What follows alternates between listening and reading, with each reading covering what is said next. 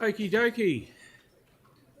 Good morning, everyone, and welcome to the council meeting for the 1st of May. Please join me in standing for the opening karakia, which will be led by Councillor Barber because it's his 60th birthday today. Fire away, Kelly.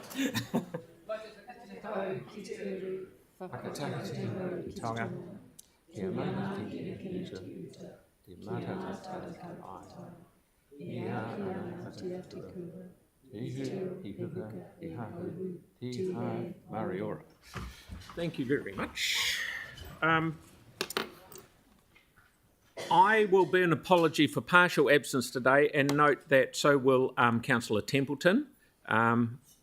And also note that Councillor Harrison Hunt's apology due to leave of absence, and as well as that we have Councillors Donovan and Templeton joining us on Zoom. Can I have a mover and seconder for that? Councillor Scandrick, Councillor Henstock, thank you. All those in favour? Against? Thank you. Carried. We have no declarations of interest. We have no public forums. So, presentation of petitions. And I think this is on Zoom. Yes. Yep. I'd now like to welcome Claude Tellick, who is joining us via Zoom to present a petition for the installation of a rainbow crossing in Christchurch. Tēnā koutou katoa, ko te mihi tuatahi ki ngā mana whenua o tēnei rohi. Ko ngai tahu, ko ngai tiwhiki, ko ngai tuahuriri hoki, tēnā tātou katoa.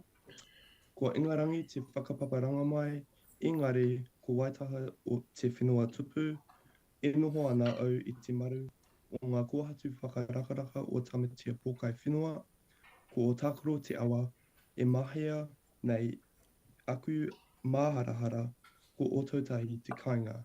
E tauira, me rangatahi au, ko Claude Tellick takungunga, tēnā tātou katoa. Hi everyone, my name is Claude Tellick. I'm a student, a renter and a proud Cantabrian. I'm speaking to you today because as it stands, our city has a problem. For decades, queer people have been marginalised and made to feel unsafe in our streets. Vulnerable people are harassed, turned away from bars, stared and shouted at as they go about their days. For me and countless other members of the rainbow community, this feeling of being out of place and unwelcome is what growing up is like. Something that for too long has been accepted as just what happens when you're a bit different. Earlier this year, our city remembered the brutal and tragic killing of Alan Aberhart, New Zealand's worst ever homophobic attack. Attacks like the one that killed Alan should serve as a call to action for those with the power to change things. But for far too long, we have let fear and phobia run rampant, putting the lives and livelihoods of queer people at risk. While this may seem like hyperbole to some, this is the reality for so many people living in Ōtautahi. As a city, we now have the opportunity to put a stake in the ground and say enough is enough. Christchurch has a long history of championing social change. From leading the charge for suffrage and labour unions to being the epicentre of the anti-apartheid protests during the Springbok tour, as a city, we've always stood up for the most marginalised within society. But this is not a legacy we can rest on. It is one we must strive to honour and improve. Search for mentions of initiatives aimed at improving the well-being of queer people living in Ōtautahi in the council's draft long-term plan, and you won't find any. In fact, it's hard to find any significant work the council have done to ensure the safety of the LGBTQ+ community. This is something that concerns me and should concern every resident of the city. While the lack of support for the rainbow community is concerning on its own, the implications that this has on the city's culture and the message it sends is even more serious. At a time when the council wants to have more people living and working in the central city, increase economic output, and create a modern, vibrant place, the fact that a significant portion of the population feel unsafe in public puts this at risk. Today, we pride ourselves on being a forward-thinking, resilient, and welcoming city. But in order to put this into action, the council must do everything within its power to ensure that Christchurch is a place where everyone, regardless of their identity or background, can feel welcome and supported. This petition directly addresses something that the council could do very quickly and cheaply to demonstrate that Christchurch is an inclusive place for all. A rainbow crossing in central Christchurch will not only be a symbol of inclusivity and acceptance, but it's also a tangible first step towards creating a safer and more welcoming environment for the queer community in Christchurch. While rainbow crossings are just a splash of colourful paint, that is exactly their purpose. They represent a concrete commitment to action and provide communities with visibility and support. Crossings like the one proposed by this petition have been installed across the country in Wellington, Auckland, Gisborne, Queenstown, and even New Plymouth. What this means is that as it stands, Christchurch is by far the largest city without such a crossing in the country. While such a public display does have potential for backlash and protest, it also provides the city with the exciting opportunity to once and for all declare itself a safe space for the queer community and boldly confront hate and discrimination. While a rainbow crossing barely scratches the surface of some of the deep-rooted causes of prejudice, it represents a start and will provide the queer community with a permanent and visible sign of support. Christchurch is a fantastic city, but in order to show that it is committed to improving the well-being of its marginalised communities, more action has to be taken. A rainbow crossing is a first step and provides a gateway to more bold and ambitious plans to make the city a better place for everyone. Thank you for your time. Absolutely spot on timing. Thank you very much for that. Well done. Okay, so where do we... Yes, we have the petition. We have the petition online, so thank you. Right. Okay, so I'll now move on to number 5. Can I get a mover and seconder to receive the Central Parking Restrictions Committee minutes and confirm the open and PX minutes set out in items 5, 6, 7, 8, 20 and 21, please? Councillor Moore will move it and Councillor Cotter will second it. So I'll put that motions. All those in favour? Against? Thank you. That's carried. Brilliant. Now, we'll hear from our community boards. First up is Fenelton, Waimari, Harewood, and I'd like to welcome Bridget and Jason, please.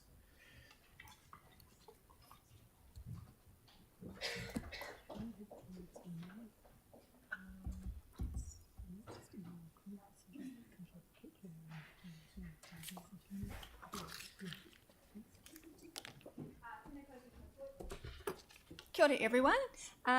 So it's with pleasure that we just present to you what we've been up to in the ward area for this month. So first up, we have the decisions made under delegations. So there's been quite a few, just a range from approving discretionary response funding applications to youth development funds, to also approving some of the Better Off funding projects that we have coming up. And we've also been having a range of different public forums and deputations from really active citizens within our community coming to speak about the concerns that they have in their community. And the Whenua Maumari Harewood Garden Pride Awards were held on Wednesday the 3rd of April at the Russley Golf Club. There were around 80 people in attendance with just over 30 certificates presented in person, with the remaining certificates posted to those who were unable to attend or wish their certificates to be posted to them. Around 127 certificates were awarded in total, which is amazing. The board also had some trophies that have been presented at the board's Garden Pride Awards since they began in 1991, and these trophies were gifted by local businesses and the Christchurch Beautifying Association. This year, our Premier Residential Garden Trophy went to Peter Lawrence from the Northwood and the Sudama Christchurch Airport Hotel took out the trophy for Best Commercial Garden. A highlight of the event was when we did the draw for a prize of a Bunnings gift voucher when the winner came up to collect his prize dressed in his Mitre 10 uniform. A huge thanks to our local community governance team, and in particular Katie McDonald, for organising this wonderful event. Next up, we'd love to share the Burnside Community Directory project is underway. So this initiative is made possible through the collaborative efforts of the Burnside Brynwer Community Network, generously supported by the Christchurch City Council and Merceda Consultants. The primary goal of the Community Directory is to celebrate the vibrant community life of Burnside by curating a comprehensive directory of local community activities and services. This directory will serve as an invaluable resource for residents, providing easy access to information about the fantastic offerings available in the Burnside area. It will be available online and delivered to all residents in the Burnside area, so we're very excited about this particular project. Next up, the Northwood Better Off project. As mentioned in our presentation last month, one of the projects we have supported through our Better Off Fund is the Northwood Community Partnership Project, with support from our local community governance staff and the thumbs up from the council's transport team. The first of their community working bees was held on Sunday the 21st of April. The weather was great, as was the turnout. Around 14 residents turned up in work clothes with brushes to repaint 2 concrete arch features that had been put in place by developers and handed over to the council some years ago. Many hands make light work, and the first coat was done in an hour and a half. Then it was time for a cuppa and a chat, and then back to apply the second coat. They finished up with a street barbecue with approximately 25 people attending. Preparation is currently underway for the next structure to be completed. Then long-term plan engagement. So like the other boards, it's been a busy time getting out and talking to our communities about the draft long-term plan. We're thrilled to see so many residents have taken the time to put in a submission to have their say on how council should or shouldn't be spending their money. Above are some photos of local engagements undertaken in our area. Firstly, we have Councillor McDonald and Board Member Nicola McCormick at the Avonhead Mall. Then Councillor Goff with Hannah Ballantyne from our engagement team at the Fendleton Library. And then Councillor Kewen and the back of my head outside New World at Bishopdale Mall. It is always interesting to hear directly from residents, many of whom certainly don't hold back when telling us what they think. And lastly, I just want to share that it is with mixed emotions to inform everyone that I am stepping down from my role as chair of the board. So this decision has not been made lightly, but rather with a profound sense of gratitude. And one of the driving forces behind my decision is the desire to provide other dedicated members of our community board with the opportunity to step into leadership roles and to further their growth and development. Throughout my time as chair, it has been evident that we possess a wealth of talent and passion within our board, and it is only fitting that we create space for others to flourish. So I want to take this moment to express my heartfelt gratitude to every member of the community board, the incredible governance team and other board chairs and councillors as well. It has been an absolute privilege to work side along such dedicated and compassionate individuals who share a common vision of building a stronger, more vibrant community. So I just want to acknowledge that while I may be stepping down from my role as chair, please know that my commitment to the betterment of our community remains. I still remain a community board member, but thank you so much for giving me this opportunity, and it's been such an honour. So thank you.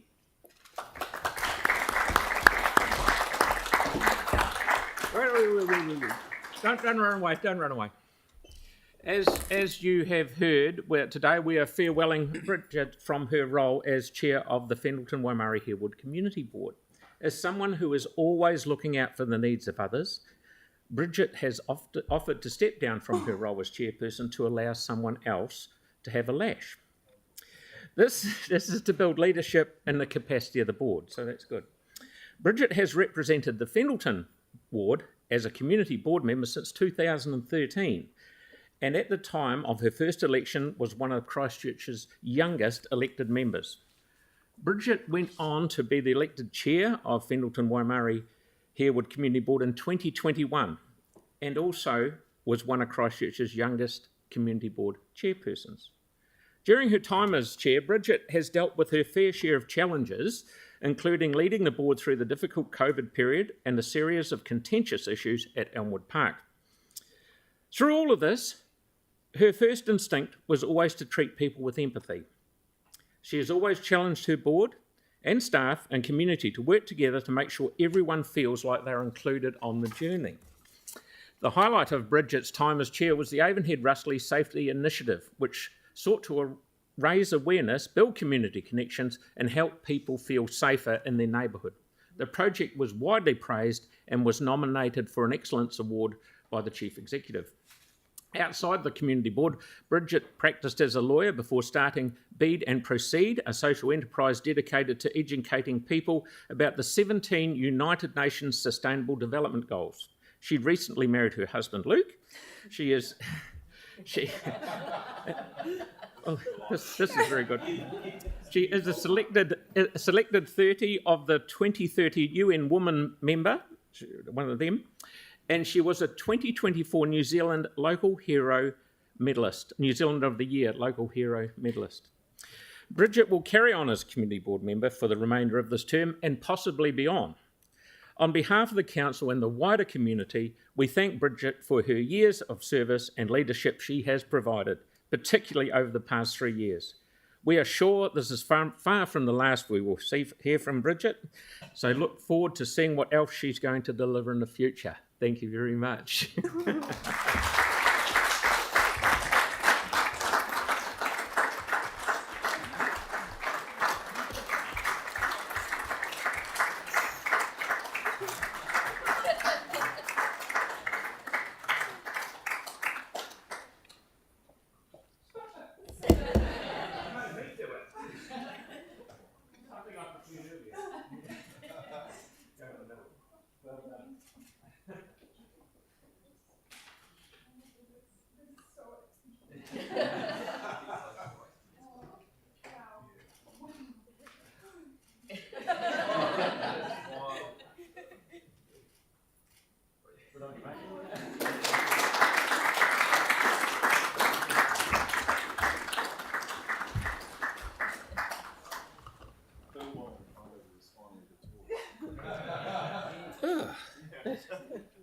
Not into that this time of the middle of the morning. Right. Yeah, I'm alert. Yeah, the pollen. Yeah.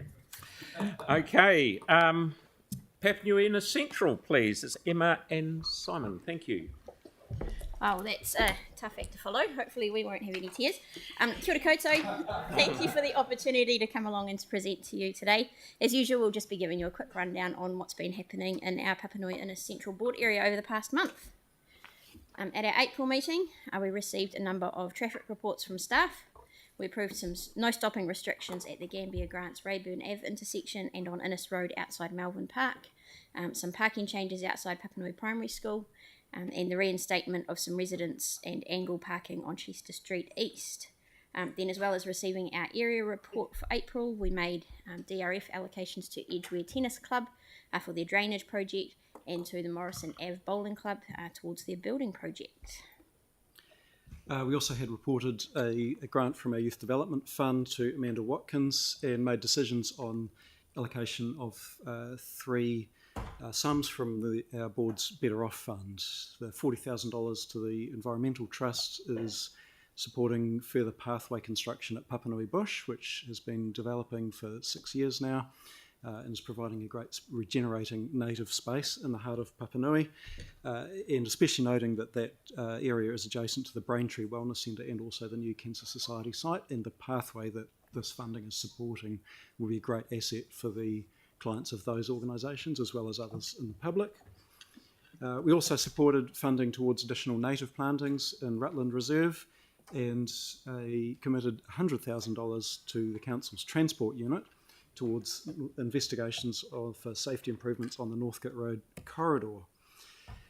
And ahead of making that decision, we heard a couple of really articulate and passionate deputations from students from Marion College and St Bede's, who spoke to us about their concerns accessing schools and accessing that area as pedestrians, as cyclists, and generally the impact of the on the community of the, increasing pressure on that road corridor.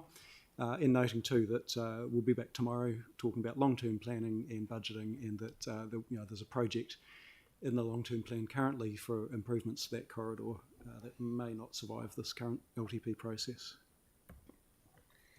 Here we've just got a couple of photos from the summer with your neighbours gathering in Cherrywood Place in Redwood. Once again, we've had a good uptake on this fund, and it's been great to hear about the positive effects these relatively small grants have on our local communities.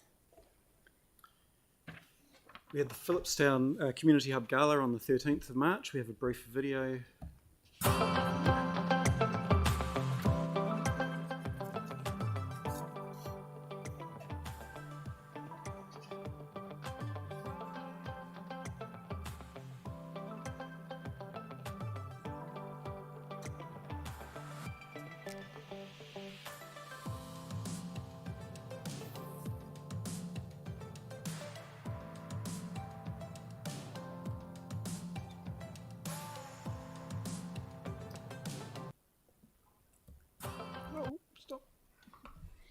Our board was pleased to be able to support the Cheapskate Skate School and offering 3 events in the recent school holidays for aspiring skaters at St Albans Park.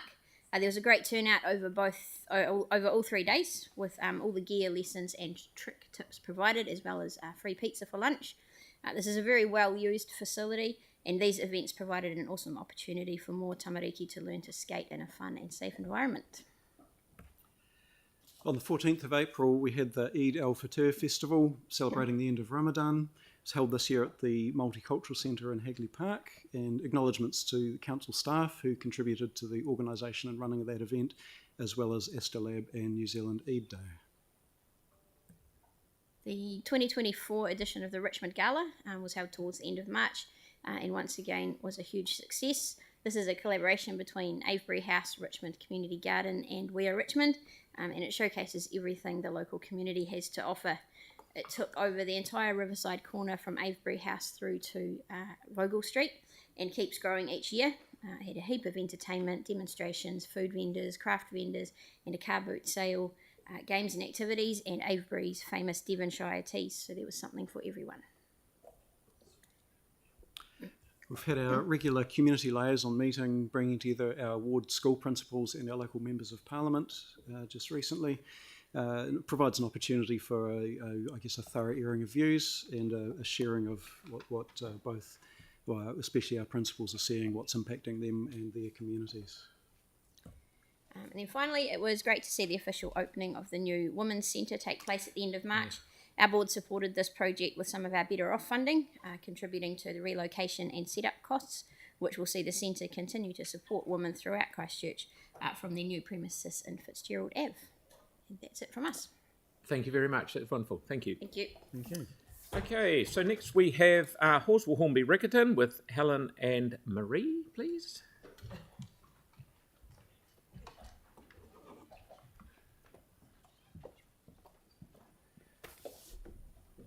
Thank you.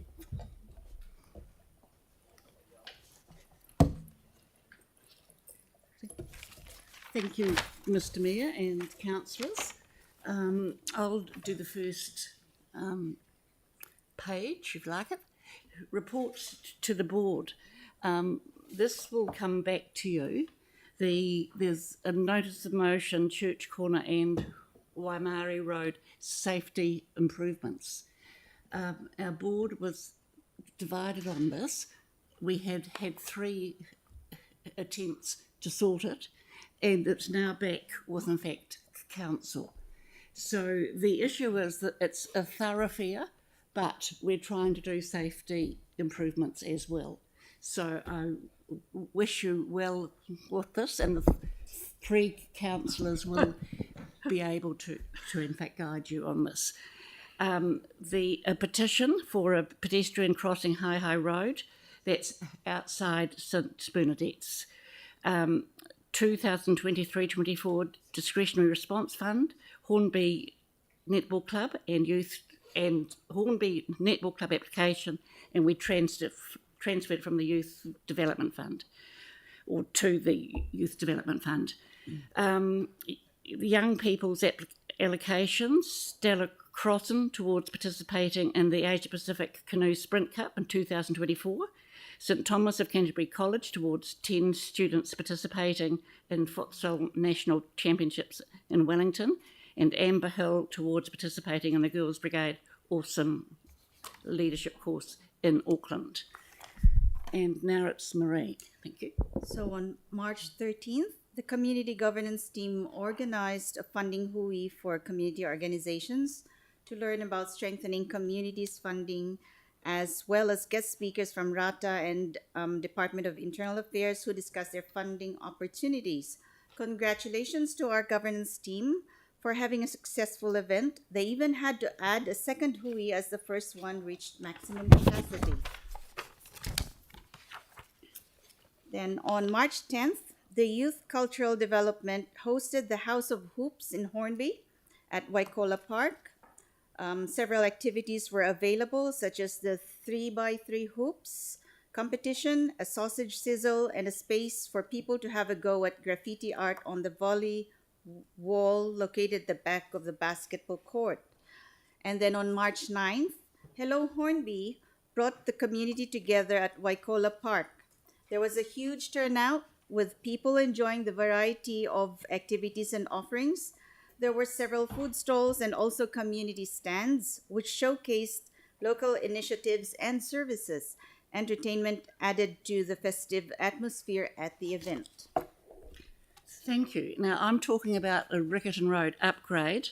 Those of you like Yanni who've been here a while, and Jamie and Aaron actually will know about Bradshaw Terrace. So we've finally got the upgrade done.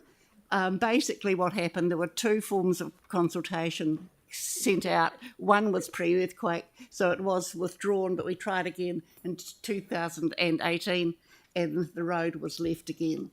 So at long last, we've got it done. Thank you to the councillors who voted for this.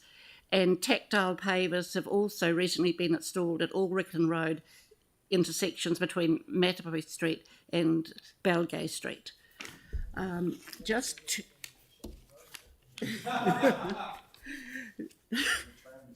Now, our major event, and I know that Yanni was there, and the Mayor obviously, and Mark Peters, and Jake, good, thank you. The formal opening of Matatiki Hornby Centre was held on Friday, 19th of April. It was on time and on budget. Manawa Whenua opened the ceremony and acknowledged the significance of the land and the new facility. The complex was open to the public from 3 p.m, allowing people to explore the facility. And I saw in the paper that the Mayor and Mark Peters jumped into the pool in effect clothing. So well done. So it was very special. Hornby's asking for a pool, some people say, for 40 years. Yeah, and the Mayor didn't even have spare clothes at that time. So it's been a long time coming, but everybody thinks it's well done, and it's got a library and service centre as well. Thank you. Thank you very much. Now, I just have to just say I've been asked by Marie to say that this is my last time as chairperson of the board at these sessions. Did I give a thank you speech here? A brief one. Mm-hmm. I want to thank the Mayor and councillors for your support over the 30 years now that I've been involved with the board or with council. I was elected to the board in 1995, and I served as a councillor from 2001 to 2013. I've experienced 5 CEOs, 4 mayors, including our sort of current mayor, and I spent 12 years on council, probably the difficult time and also the highlight was the earthquake years from 2010 to 2013. I want to acknowledge Yanni, who was here from 2007, Aaron from 2010, and Jamie from 2010. So thank you. We all went through that difficult time, and I think the next council under Mayor Leanne was just as sort of difficult. So during the earthquake years, I was chair of finance and chair of arts and heritage. And one of the things we did in arts and heritage, we had to draw up a list of 30, well, not just 30, but the key buildings to be saved for Christchurch. And I worked with Dame Anna Crichton, Ruth Dyson, and Dr. Ian Lockhead on that. And it was presented to Minister Brownlee, and he found it a very good document. So we've done that, and when I was chairing finance, we looked very carefully at insurance, and we came and Tim Carter and I came and spoke to a small group of councillors after the earthquake to actually brief them. I came across the document by chance the other day as I'm shifting house, as you possibly all know, and it's interesting. So I'll hand that over to Sam. You may or may not have it. It's probably all history now. So yes, so look, that's probably all in fact I need to say. So I've been around a long time. I probably do need to say that when I first started, it's interesting, there were 24 councillors. It was very formal. We all stood to speak, and we had 3 minutes only, and they placed people. There were the Independent Citizens Group on one side, the Labour team on the other, and the Independents, in fact, the middle. And there was a budget speech that would be the long-term plan speech. And so the Labour leader gave that speech, and then the leader of Independents... Oh, Helen, don't give them any ideas. Gave an alternate speech. So it was a bit like Parliament. So it certainly relaxed more, and I think you're working much more on, in fact, consensus, which is probably good. Jake's looking at me, and so it's not consensus. But anyway, it looks more consensus. So thank you to people here in the past, and Marie, who's been deputy chair, and a vote takes place for the chairperson next Thursday. So if anyone is interested and would like to support their favoured candidate, you're very welcome to come. Thank you. Sorry. Rightio. Okay. Now, thank you, Helen. I'd like to say a couple of words to farewell Helen as chairperson of Horswell Hornby Riccarton Community Board. While Helen has stepped down from this role, we are happy to know that she'll still continue to serve on the board, bringing her wealth of experience and dedication to our community. Since her initial election to the Com Board in 1995, and as she said later as a City Councillor in 2001, Helen has been a steadfast advocate for the Riccarton community. Her commitment to that neighbourhood, where she and her husband have resided for over 3 decades and raised their children, has been unwavering. Throughout her tenure, Helen has exemplified the deep passion for preserving our city's heritage. Her tireless efforts not only protected our historical treasures, but have also enriched the fabric of our community. On behalf of the Council and the wider community, we extend our sincerest gratitude to Helen for her years of service. Her leadership, wisdom and dedication have left an indelible mark on our community, and we are profoundly grateful for her contribution. As Helen embarks on a new chapter, we wish her all the best, knowing that her commitment to serving our community will continue to inspire us all. Thank you. Thank you, sir.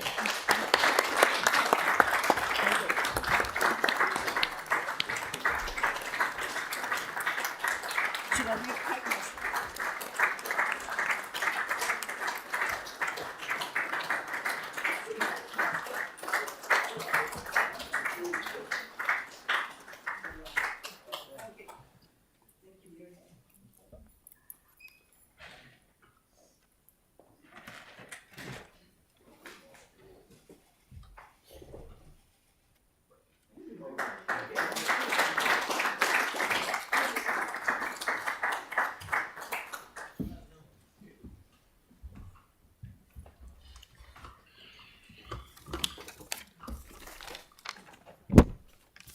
Okey-doke.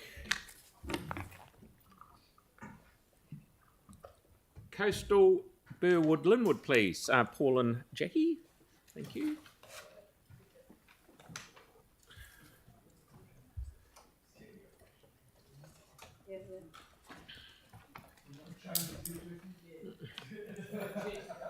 You can't. I've run out of flowers.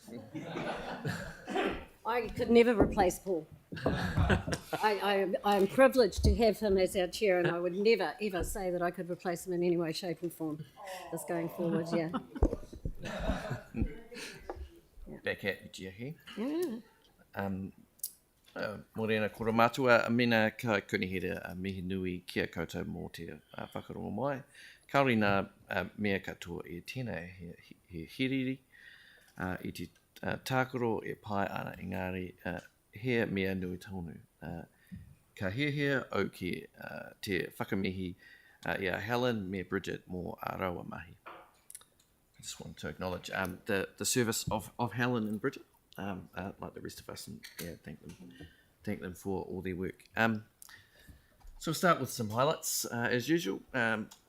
House of Hoops, Alto Tahi hit New Brighton half court on Saturday 30th of March 2024.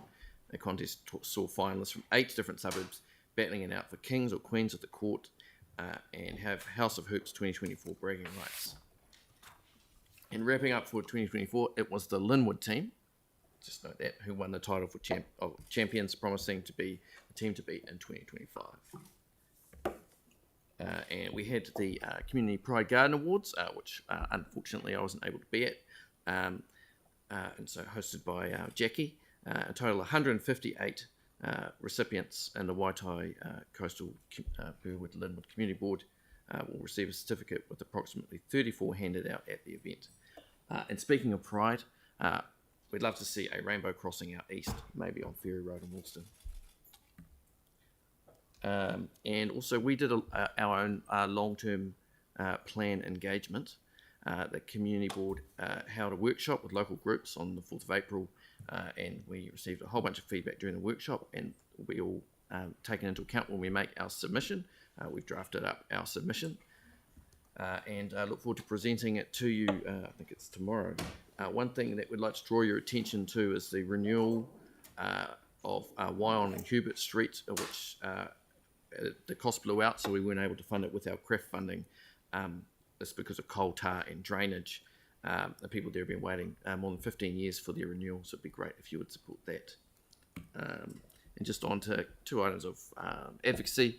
Firstly, please support the Capital Endowment Fund application for the Eastern Priority. Item number 15, if you could all support that, it was as part of the response to the independent recommendations about the wastewater treatment plant fire. The project will provide coordination of resources across council and focus on areas in the east where there is lower social capital. The point is to make sure we properly engage and listen before acting. If we don't listen properly, we risk making the mistakes of the past. Part of my hopes for this project is to coordinate resources, including civil defence and coastal hazards adaptation planning, so that council isn't just consulting and reconsulting, which will save time, money and energy, because all these things we need to do together with the same people. And I'm very supportive of the staff resolution and the plan attached to the report, and look forward to working with our wonderful Waitai staff team to rebuild trust with the East. And I'd like to acknowledge the staff team and their amazing work in putting together in a very short period of time a list of better off funding reports so that we can get cracking and support community groups. They've slogged their guts out, and so thank you to Chris and team. Jackie? Thank you, Paul. Morena, councillors. I'm a bit like a broken record, and feel free to tune out or roll your eyes. I don't really mind. I'm still going to talk. But you're on camera. And in 2009, the Christchurch City Council made a decision to zone the land where Portlink now sits as industrial. In 2009, the City Council at the time did not make any provision for the nearby residents in Woolston who were living there at the time in houses just across the river from where they zoned this land. Now, you all know that we're on the front page of the press opposing the appeal from Braeburn Properties about the Portlink container height and their ongoing noise. Braeburn Property has cited in their appeal that classing containers as buildings is inappropriate. Well, I'll tell you what's inappropriate. Inappropriate is a group of people with money sitting on one side of a river bullying a group of people on the other side of the river that don't have any. Braeburn Property have said that they're happy to meet with council officers to discuss this problem.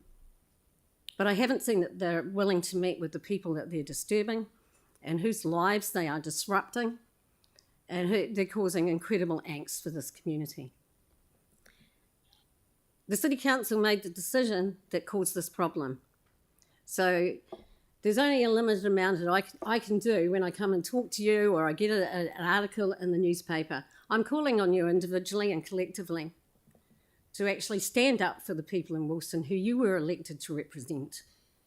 And I don't know how to visualise how you would do that, but how about talking to these people and just saying what you're doing to my people, the people in Woolston, people I grew up with, the people I work alongside, that what you are doing to them is inappropriate. Right? They're objecting to their noise restrictions that have come through from the Commissioner. They think it's okay to continue to make noise that disturb the day-to-day living of our residents because it's legal, because the City Council zoned it that way. I don't know what you can do. I don't know what more I can do. But at the moment, we've got a group of people who are being bullied.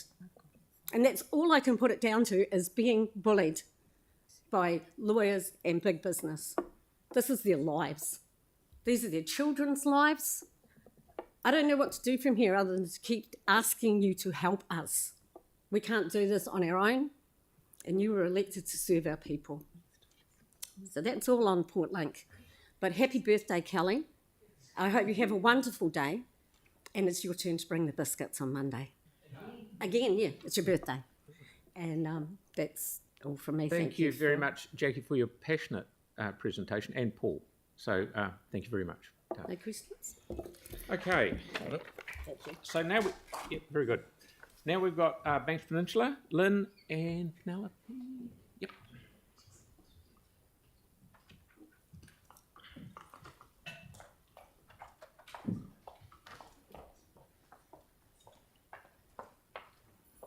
Morena. Hello. Quite an emotional morning, so much going on. I'm just stating right now that I'm not retiring today. There's no more flowers, so we'll put that to bed. Firstly, on Monday last week, we heard 12 deputations on the sale of 27 Hunters Road, Diamond Harbour, for a new fire station, which will be a great asset for our community, and for 43 Whero Avenue, Diamond Harbour, for Te Pāorakai Hautu, a special character school that will provide more than just a unique learning environment. After deliberating and taking into account the community consultation, the board decided to support the recommendation with additions that are pertinent to a successful process for all. This report will come to you guys, the council, on June 5th meeting for a final decision, and I look forward to that then. We also improved some exciting developments for Naval Point, including landscape development and removal of some trees to allow for continued growth and landscaping improvements of this exciting community space. In addition, we approved funding to support 2 local organisations, the Little River Support Group, towards pool caretaker wages. Local pools are so important for our overall water safety in New Zealand, especially for our tamariki, so happy to support this. And to Project Littleton towards a parent's favourite resource, the Littleton Toy Library. These organisations support children and adults alike with their work in our community, and we're stoked to support them. Last week, we honoured our past and present service personnel with Anzac Day at 4 remembrance services across Banks Peninsula. Board members laid a wreath at each service in Little River, Diamond Harbour, Littleton and Akaroa, and we contribute funding each year to ensure these important services are supported and can continue, lest we forget. Also, of historical importance, The Akaroa Museum recently opened a powerful new exhibition called He Ara Roemata Ki Te Anamata. Takapuniki, Our Journey, Our Survivance. This exhibition tells the story of the long journey for the site to gain due recognition as a place of both cultural and historical significance, and I encourage you all to check it out if you can.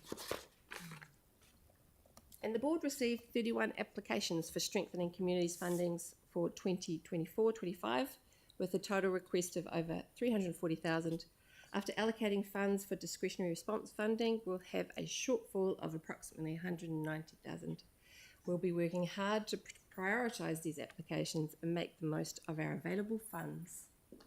Thank you for your time today. I'm happy to answer any questions you may have, but if not, we'll see you tomorrow for LTP.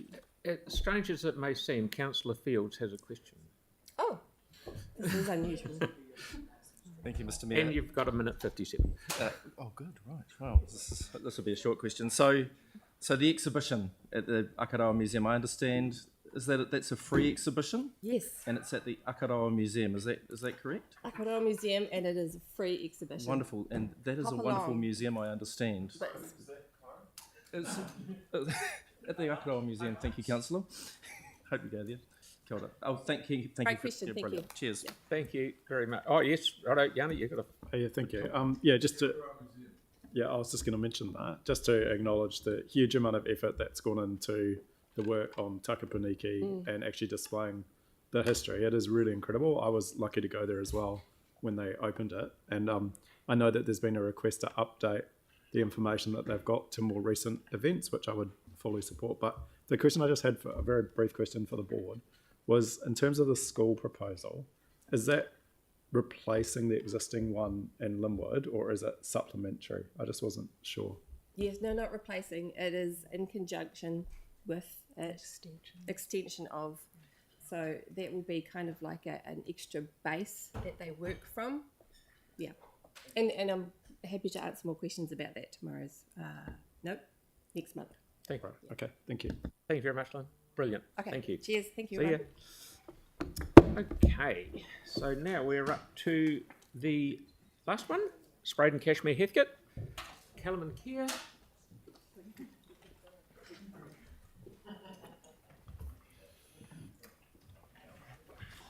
Welcome.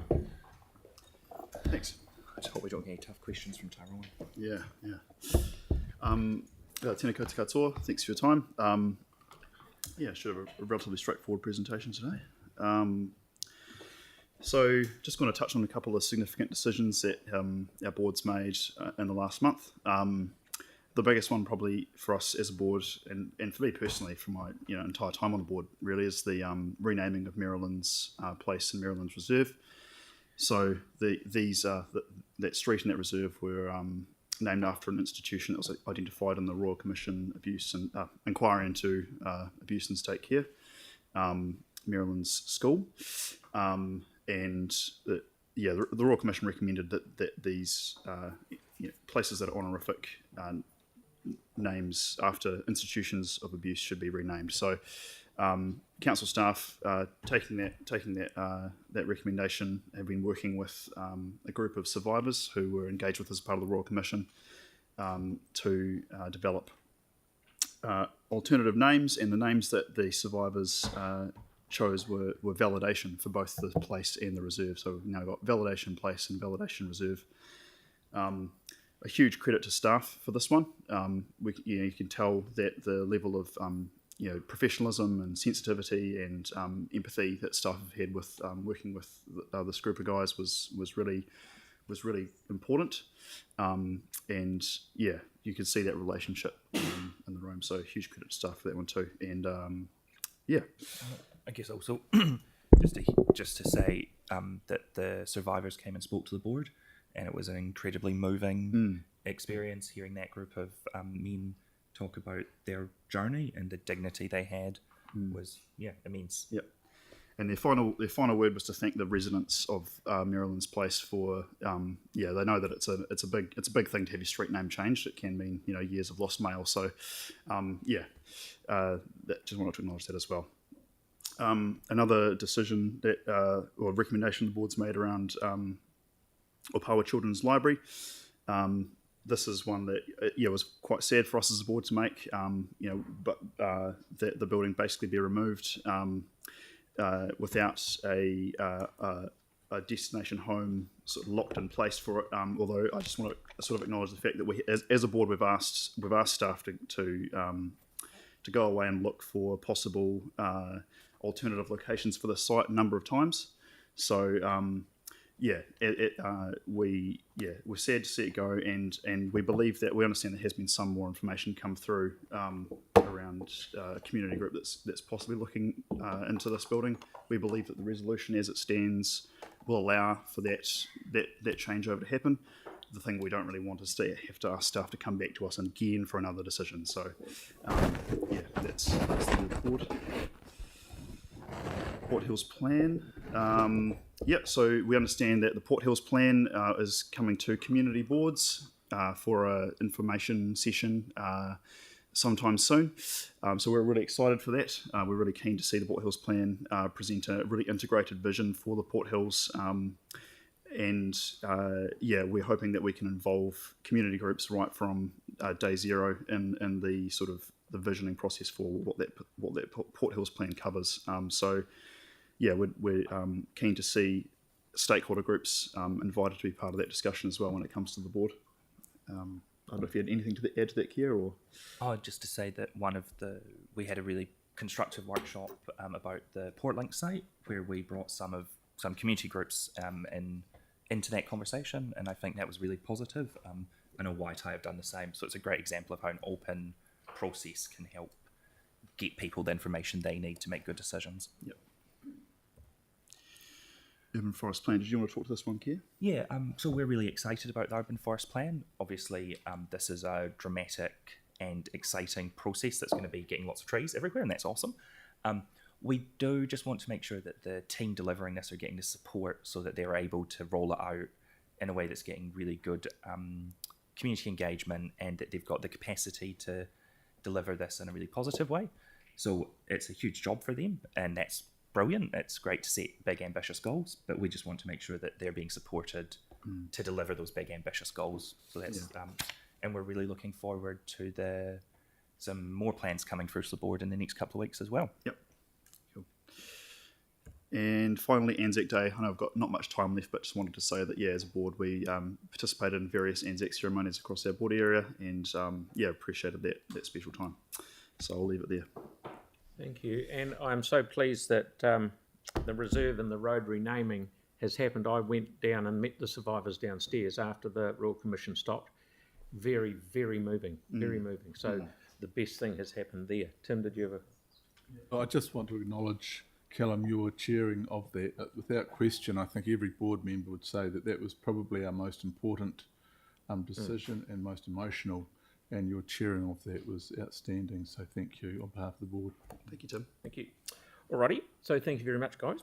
So, righto then.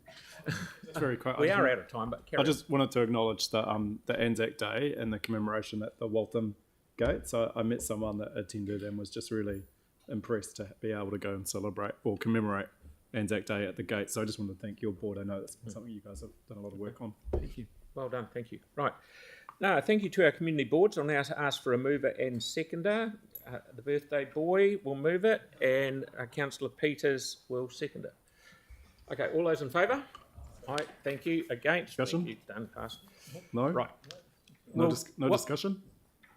Pardon? Debate? Debate on what? On the board stuff. No, I've already moved it. Is that right? Okay.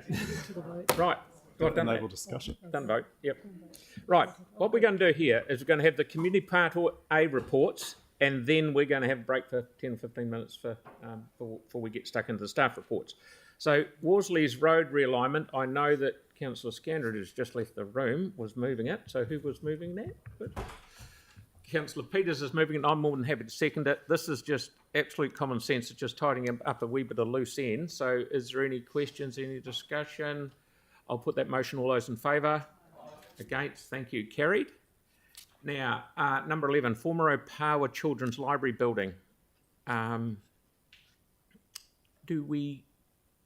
are we happy with what we see there? I realise there's been a little bit more information brought in that someone might be interested in. I think the resolutions cover that to be able to proceed. So, Councillor Coker's got a question? Far away. Oh, you want to move it?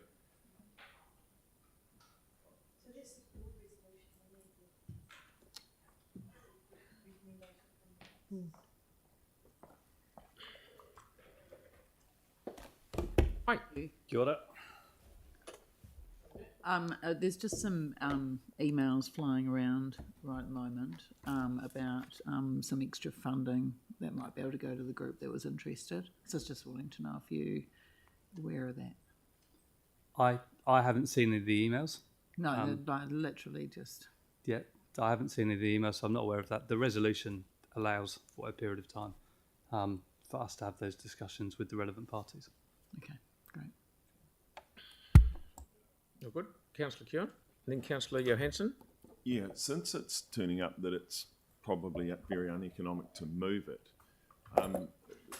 what about leaving it there until floods just get too bad that it can no longer be used? Because how many times has it flooded above floor level?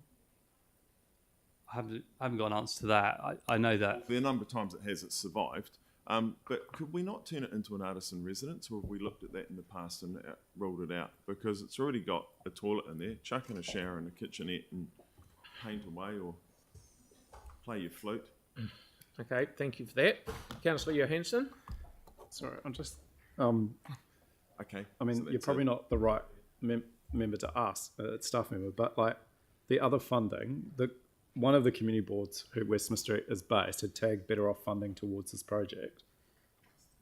I've now been told that that funding is now being untagged, even though we haven't yet made this decision. So, yeah, I mean, I'm a bit puzzled by that because I would have thought we'd want to get to the end of this process first. So is there a way that we can actually work together on this? That's what item 4 states.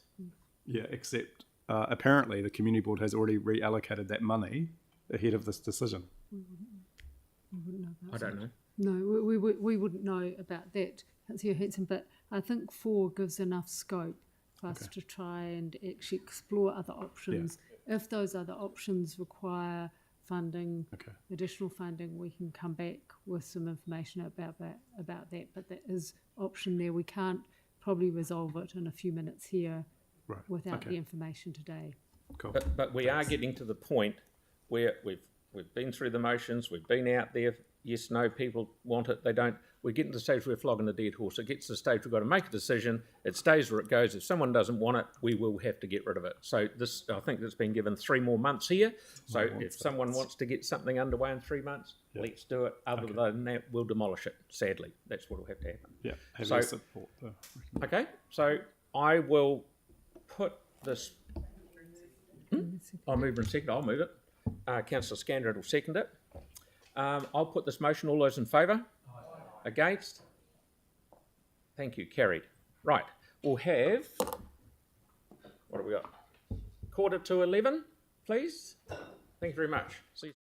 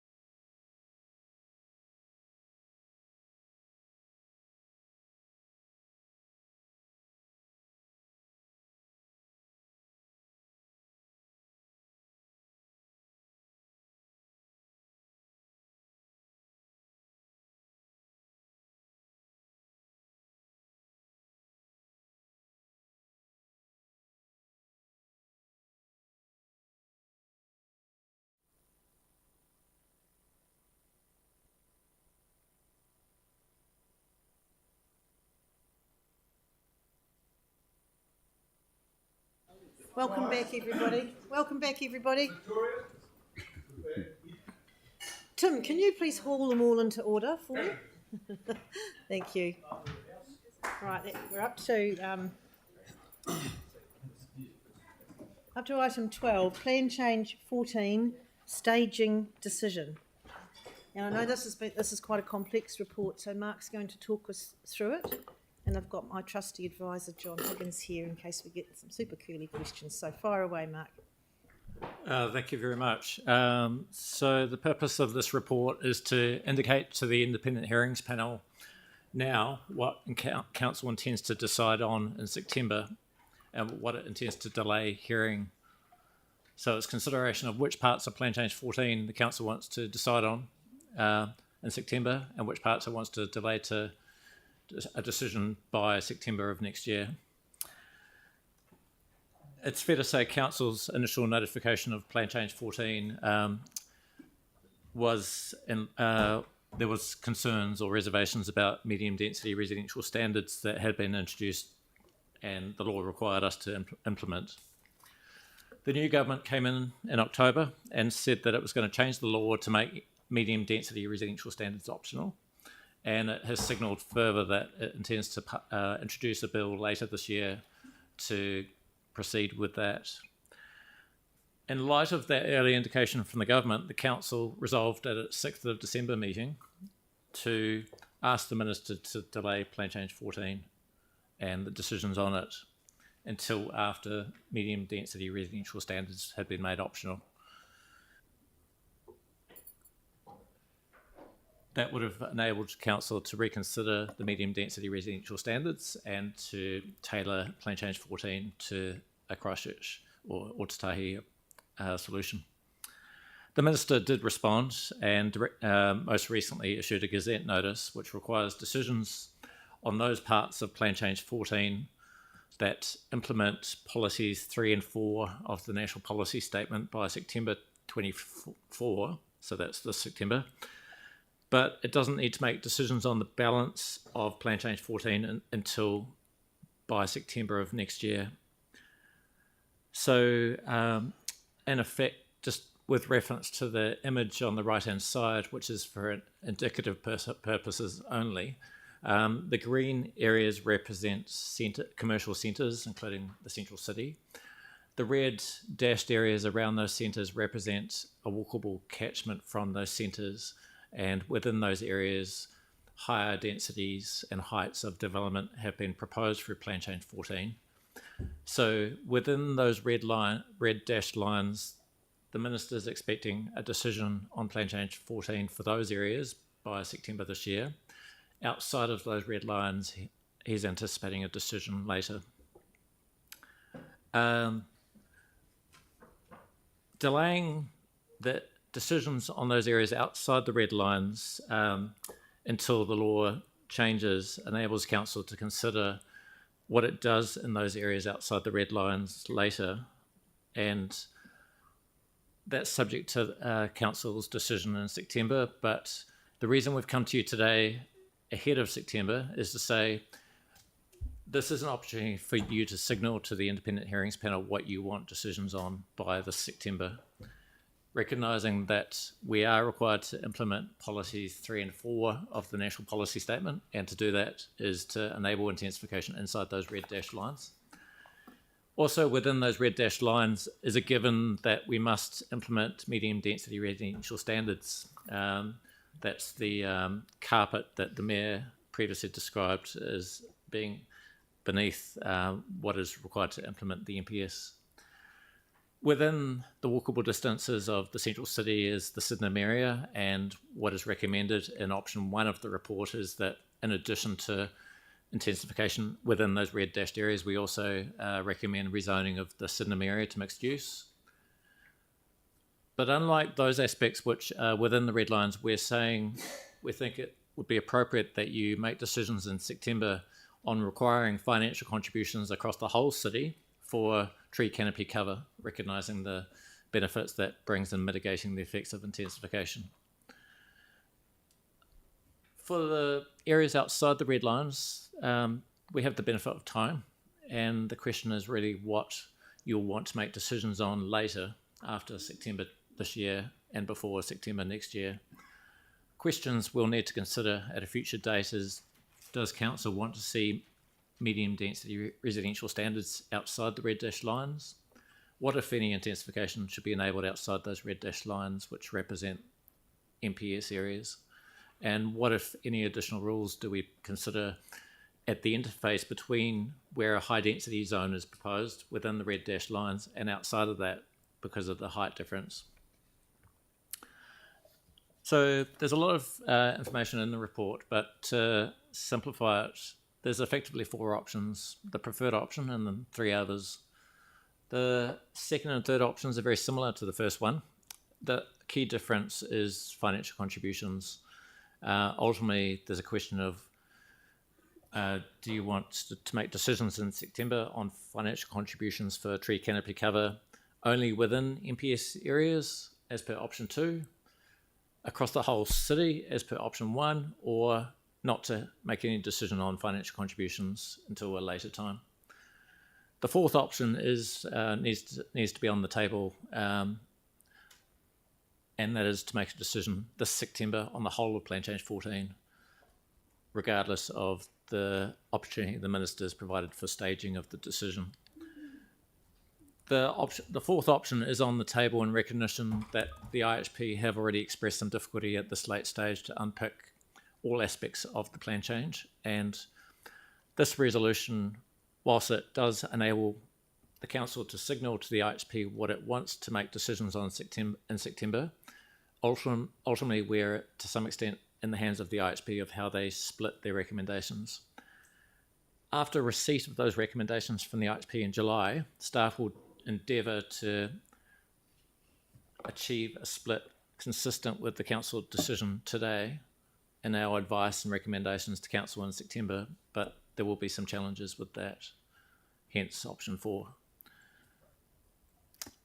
So just to sum up, in terms of timeline, today we're asking you for a decision to signal to the IHP.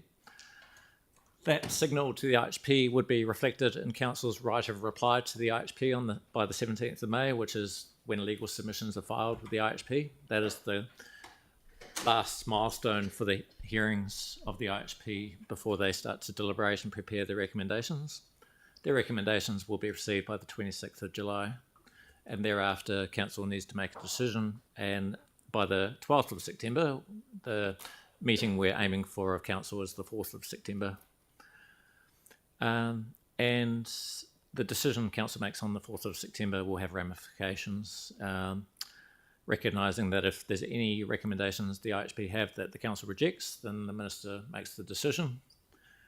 Other things to consider are those questions I posed earlier about what council does post-September this year outside the red dash line, and that will be dependent on the timing for amendments the government makes to make MDRS optional.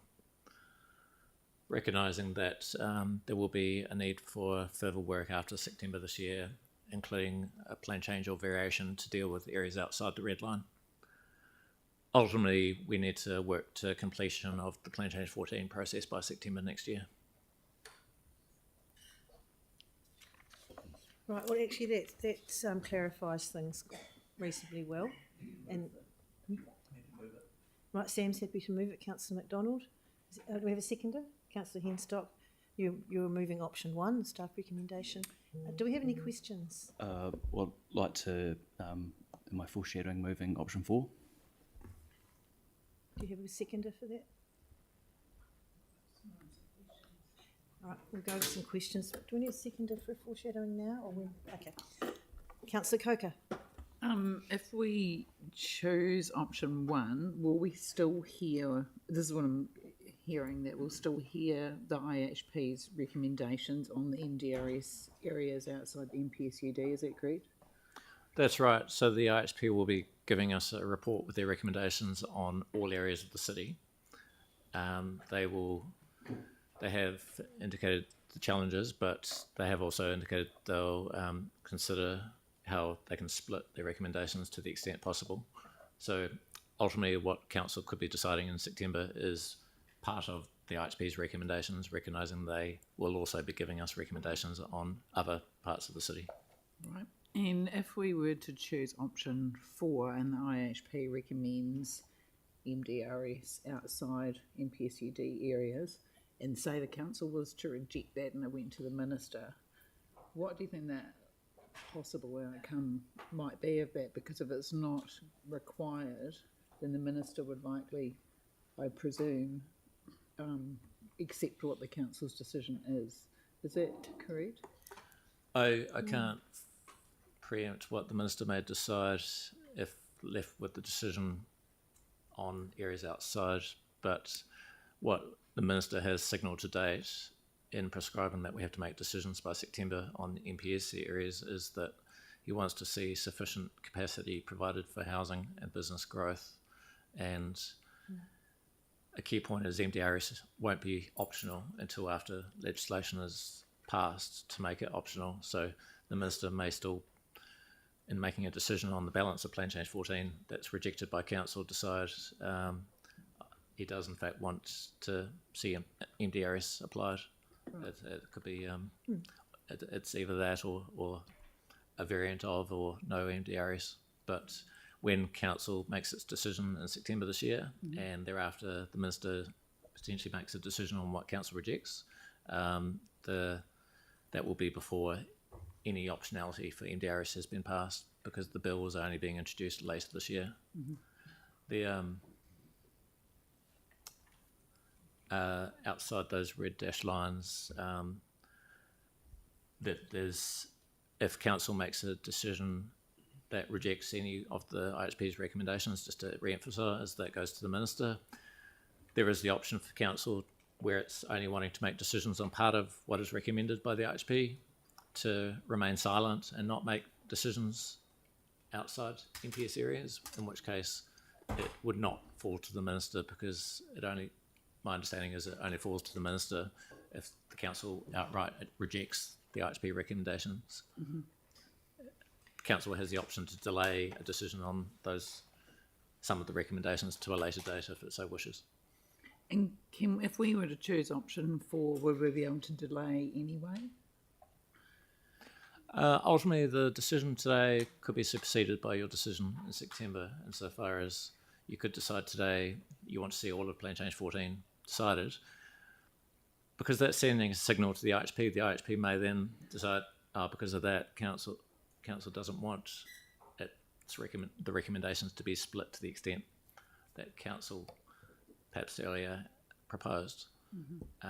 So it's quite important today, if council wants to signal a split, that it makes that clear to the IHP. If there's a scenario of council saying to the IHP from today's meeting that it wants to make a decision on all of Plan Change 14, the risk with that is the IHP just give us one whole package without any indication of the split. But they may well give us an indication in any case. Yeah. Okay. Yeah, I'll second option 4. Councillor Henstock. Thank you, Mark. In your paper at page 165, you in, where are we, 4.23C, you're talking about the disadvantages with option 4 for the whole of Plan Change 14, and you refer to the inefficiencies in relation to time and cost of any appeals. For those who haven't been involved in this process before, can you just explain a little bit what that appeal process looks like in terms of time and cost, and particularly the implications on resource for council, and where you think those appeals would come from if we were to adopt Plan 4 now? Thanks.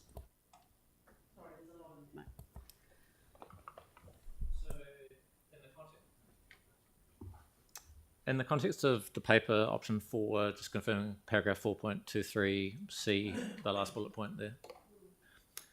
So option 4 is council making a decision on all of Plan Change 14. If at a later date, when medium density residential standards are made optional, council were to decide we want to undo that earlier decision and take away development rights, including medium density residential standards in some areas, because we don't think it's the best outcome.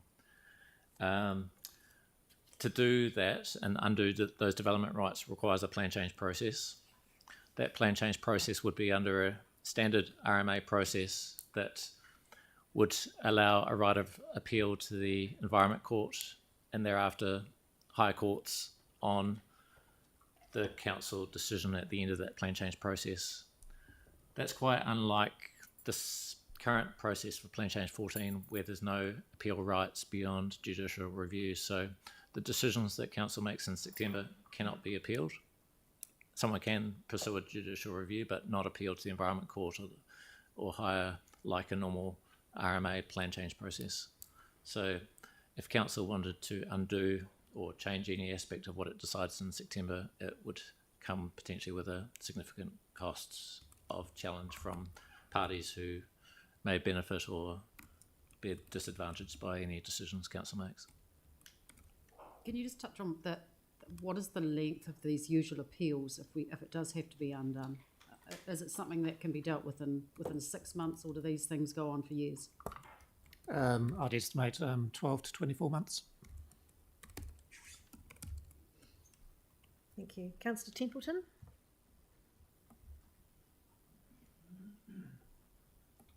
Thank you. Just a couple of quick questions. Firstly, the areas that are currently outside the NBSUD kind of areas, just the broader NDRS, how much social housing is currently being held up by the delay in decision on NDRS? Do we know? I don't know at this moment. Certainly, there has been some developers, landowners who have relied on medium density residential standards and lodging applications, which have been on hold in some instances. The precise quantum is unknown, but a number of those parties are also submitters to the plan change process.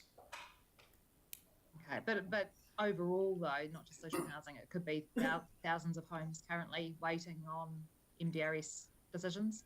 No. My understanding is it's much less than that. If I can ask the principal advisor, Yeah, I think it's a small amount because there's special provisions already in the district plan for social housing, which allow multi-unit social housing. So they're not that reliant on these new provisions. Great. The other one is just on our capacity for other plan changes. So we've got some other plan changes, and we had the workshop yesterday. My key concern, for example, is plan change 12.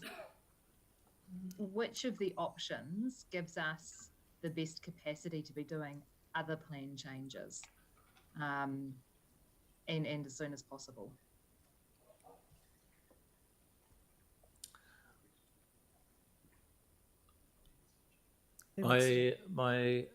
Just looking at it purely in terms of capacity of the team to advance other work, without consideration of other factors, I would suggest option 4, only because option 4 enables decisions on all of Plan Change 14 and is on the assumption that council later does not seek to undo any of those decisions on Plan Change 14. That's on the basis that if council makes decisions on all of Plan Change 14 this September, then it would not leave any further decisions to be made on Plan Change 14, nor give rise to any variation or plan change unless council sought to alter that earlier decision when MDRS becomes optional. Yeah. And the only reason we would be open to any appeals and those kind of things on that is if we deliberately decided to do another plan change to undo some of the provisions we'd just approved. Is that right? Under option 4, there would not be that risk. Any appeals? That risk that I flagged earlier in response to Councillor Henstock's question comes with a future plan change or variation. Great, thank you. Councillor Henstock, then Councillor Johansson. Well, thank you. Just supplementary to Councillor Templeton's question, you've answered that option number 4 is best from a capacity perspective, but am I correct that you said that with the assumption that there isn't any further change in September that we want to undo it? Correct. And if there was a planned change, would your answer to that change? Yes, it would. Well, thank you. So Mark, can you just once again clarify the purpose of this report is about whether we split it or not? The purpose of this report is to signal to the IHP how Council wants to split its decision in September, and for the IHP to have an understanding of that they can then split their recommendations to the extent possible. Yeah, bearing in mind that they will make up their own mind about what they want to do, but this is a signal. Correct. The option one is a signal. Correct. Are there any other questions? Oh, Councillor Johansson, sorry. And Councillor Kieran, did you have one? Yeah, just wanted to check where we've got to with the social impact assessment.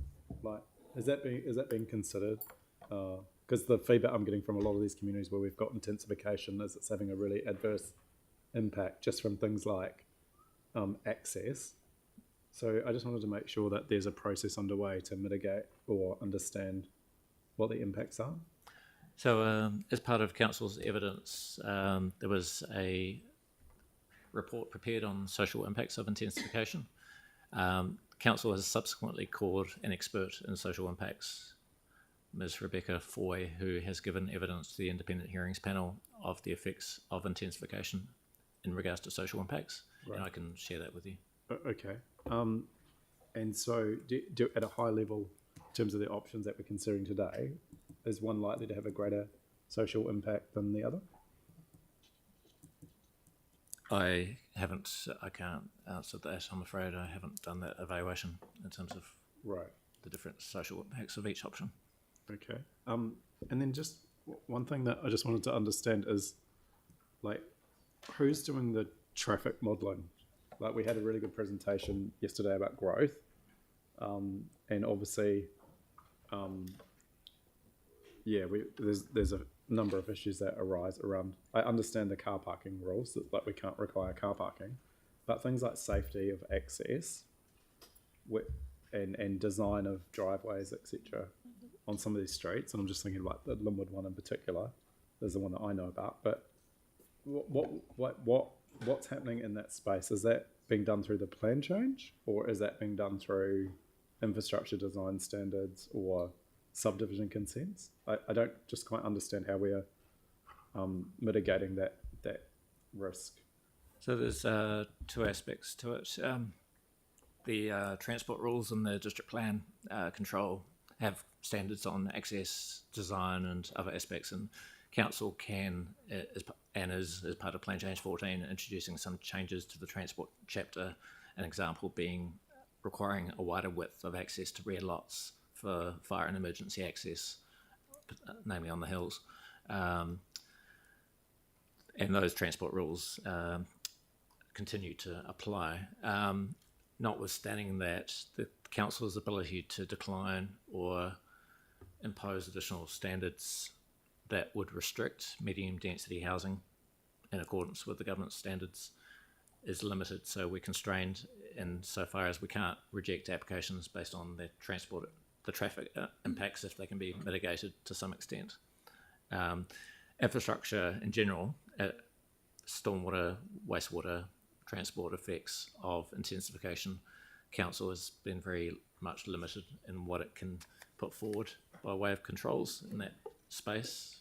The government's been clear that high evidence threshold is required to justify limitations on intensification for those reasons, and we've pursued an argument where there's vacuum sewer constraints in Shirley, Aranui and Preston's because of the sewer capacity and the sheer costs of upgrading that, but it's more difficult to mitigate, to argue that the level of investment and mitigation of traffic effects cannot be managed, and so we're required to enable intensification even where there is upgrades So required. we're getting right down into the definition of it. What we're talking about here now is whether to split the decision. Have you finished your questions, Yanni? Because I've got... Yeah, I guess the question is, in terms of resources, are we like we're having to fully fund this ourselves, right? Like the government has not contributed anything to this process, despite it costing us millions of dollars? We reached out early on. The government has funded a friend of the submitter to assist submitters, but it's otherwise fallen to the councils to implement these standards. Right. So once again, that's not really relevant to what we're deciding today. Well, sorry, in relation to Sarah's question around, does this mean like other stuff's just not going to happen that's more a priority for the community because we have to do this? Well, and so we have a choice resourcing between issue, and what option Mark we has have. answered there. Yeah. Councillor Kewen? Yeah, just wanted to clarify that any of today's decisions have no impact either way, negative or positive, on what happens around the airport and the contour lines and stuff. Is there any crossover? There is some positive or negative. So as part of Plan Change 14, Council's position has been to put forward a qualifying matter which restricts intensification within the airport noise contour as remodelled, but based on the current policy settings of a 50 decibel airport contour. Did we not write to those involved in the process asking for it to change to 55 like everywhere else? So that decision, or our request for that, will come through the regional policy statement, which will be introduced in December this year, and we'll be able to make a submission on that point. It's a couple of years late. Ahead of that process, we are continuing to rely on the current policy framework, which is 50. And within the 50 remodelled contour, we're proposing our recommendation to the IHP is to limit intensification within the contour and to limit the level of intensification generally to the operative rules. That's until the RPS has gone through the process of review. And then it would change? So is that more work again? So when the RPS is reviewed, we can have the discussion about whether it's the 50 or 55 or variant of, and thereafter we can consider what that means for the district plan. Thank you. Councillor McDonald? Thank you. Just one. So in option 4, the disadvantages, it talks about the outcomes for the OTT Christchurch. Outcomes for OTT Christchurch defined by Plan Change 14 may not be what is sought by the council and its community. So is that sort of, and I'm just trying to clarify in my mind, what you're saying is because the council initially rejected the plan, we then agreed to write to the minister for an exemption. By deciding on option 4 today would effectively be eroding trust and confidence in the communities because we're forcing them into a position in September. The basis of that disadvantage is that there's a lot of submitters in this Plan Change 14 process, a number of whom are opposed to intensification or the level of intensification that is proposed in Plan Change 14.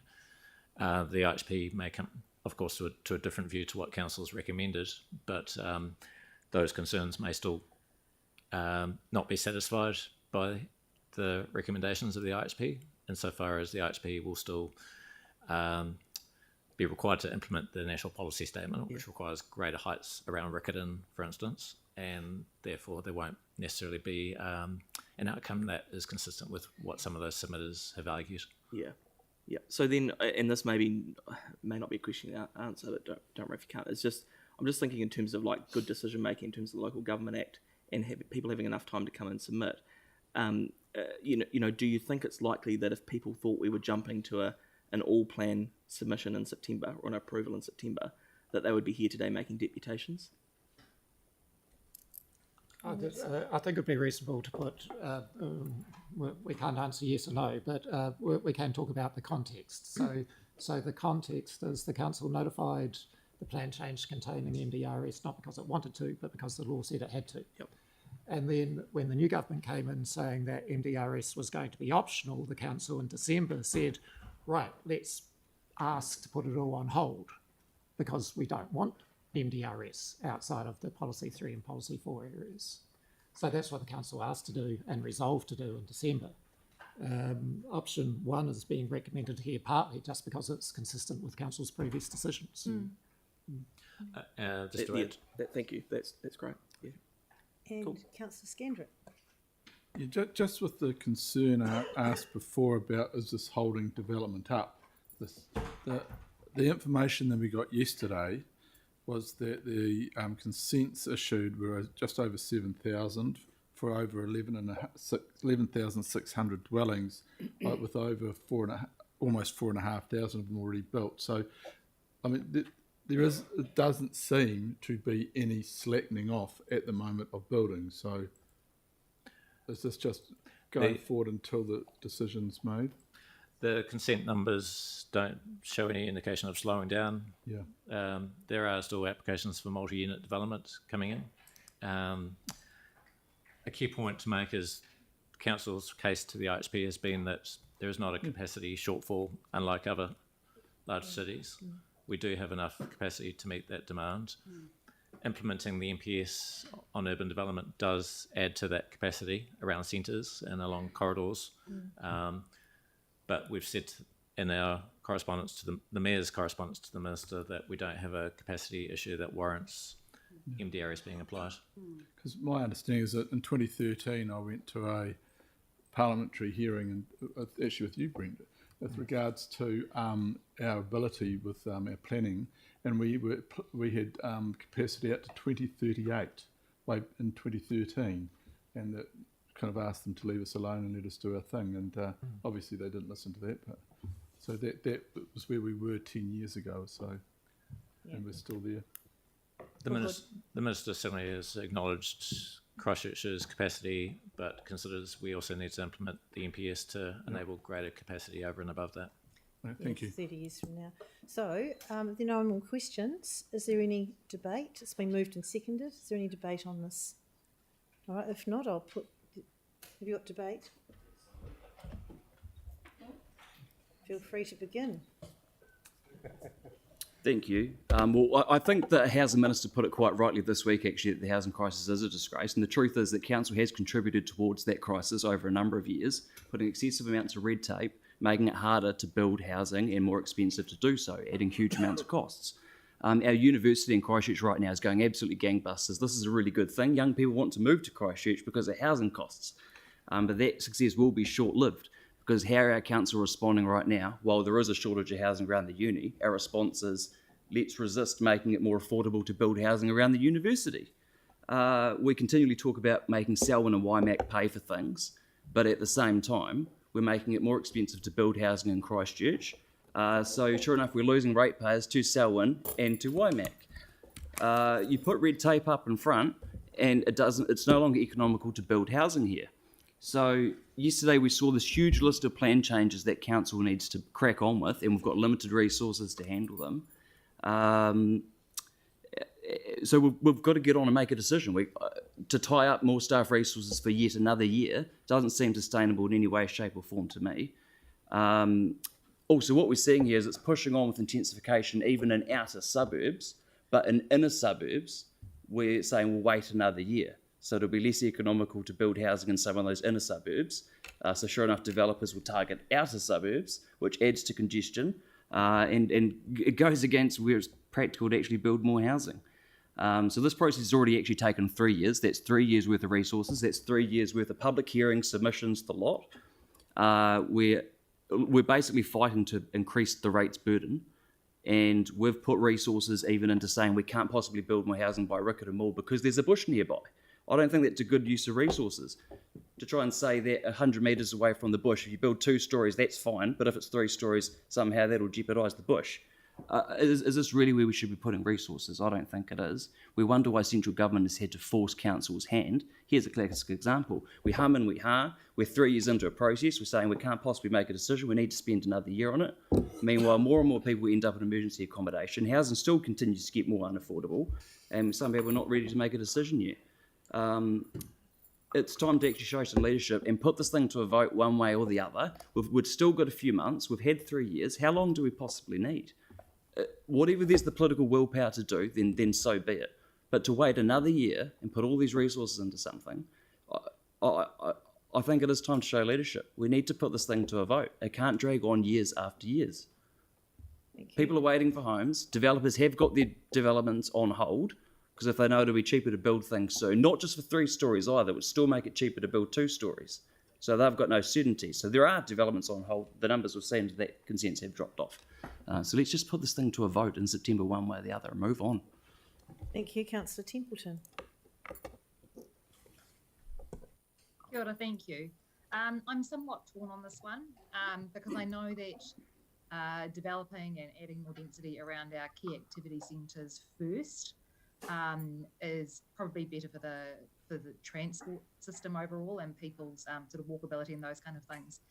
But I also know that if we split this decision, that the likely outcome of that is actually getting rid of the medium density standards altogether, because it's not simply splitting the decision, it's delaying the second half till a time where council can effectively vote not to do it at all. And that's bad for our housing supply altogether, like Councillor Moore has just said. So we must remember as well that this isn't the MDRS that the government initially proposed, that because we delayed initially, said no, and then watered it down significantly, what we have notified is an MDRS standards that effectively is only around the major public transport routes. It's well away from the coast where we're unlikely to have coastal hazards and tsunami risk, those kind of things. And it's in areas that will actually mean density around our public transport routes. So I think that on balance, given the capacity of our staff and the need to progress our coastal hazards plan change, that on balance, I would prefer that we did the whole thing all together. And so that's the way I'll be voting today. What did she say? Councillor Peters. Thank you. This is a huge decision for our city. This decision to either go forward at breakneck speed and do everything all at once in September is risky. And I've always said that we need to, in doing any intensification, be able to do it on our terms as Christchurch, rather than having what's been forced on us by government, their terms. So hitting the pause button on the MDRS outside of the red areas, I think is wisdom, because we've got one chance to get this right for our city. If we let the genie out of the bottle and the city starts developing inappropriately in the outer suburbs piecemeal, you're not going to be able to put that cap back on the genie later. So we've got to make sure we get this right. So the MDRS, should it happen outside the red areas, is done on more of our terms than on the central government terms and Auckland and Wellington models. So hitting the pause button to do the second decision by September next year is wisdom. And that's where, as a council, we need to be brave enough to allow that pause to happen so that we can hear what the government's going to be proposing and putting through as legislation, so that we do have more chance to get it absolutely right for our ratepayers. The ratepayers are telling us quite clearly that they don't want to see the genie out of the bottle and piecemeal development happening right through odd little pockets of the city. We're getting it around the transport hubs and around the main centres is needing to be done because the MPS requires us to, so let's do that. But let's not be fooled by the idea that you're guaranteed to get more affordable, cheaper housing out of this, because I don't believe you will. Affordability is not down to how easy it is to get your resource consent. Yes, that's a small piece of it, but the main part of the equation here is the affordability of the building actually being done by the builders with their materials, with their labour. It's not about how long it takes to get resource consent. So please don't be fooled by the push to say more affordable housing will automatically come out of this, because the developers are always going to make their money. So let's have the pause. Let's be brave enough to make the decisions we have to make by September, and then we can, by the September next year, look at the idea of doing what we have to do there. Thank you. Good on Councillor Scandrett. Yeah, thank you. The term red tape is a very emotive term, but what it is actually protecting the consumer.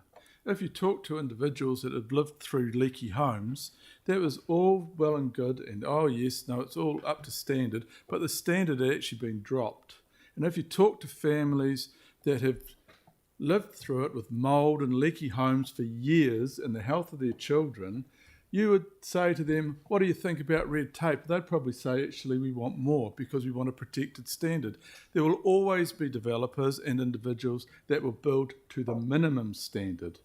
And if we look at the building at the moment, you can go to Australia, buy the same products that are for sale here, put them all in a container, ship them back to New Zealand and build the same house, but for half the cost.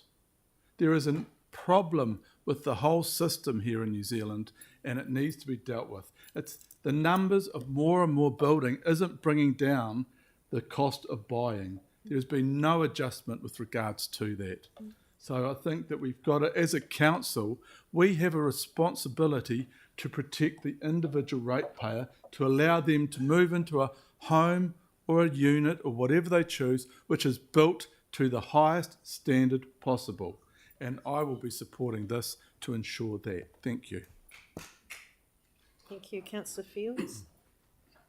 Kia ora.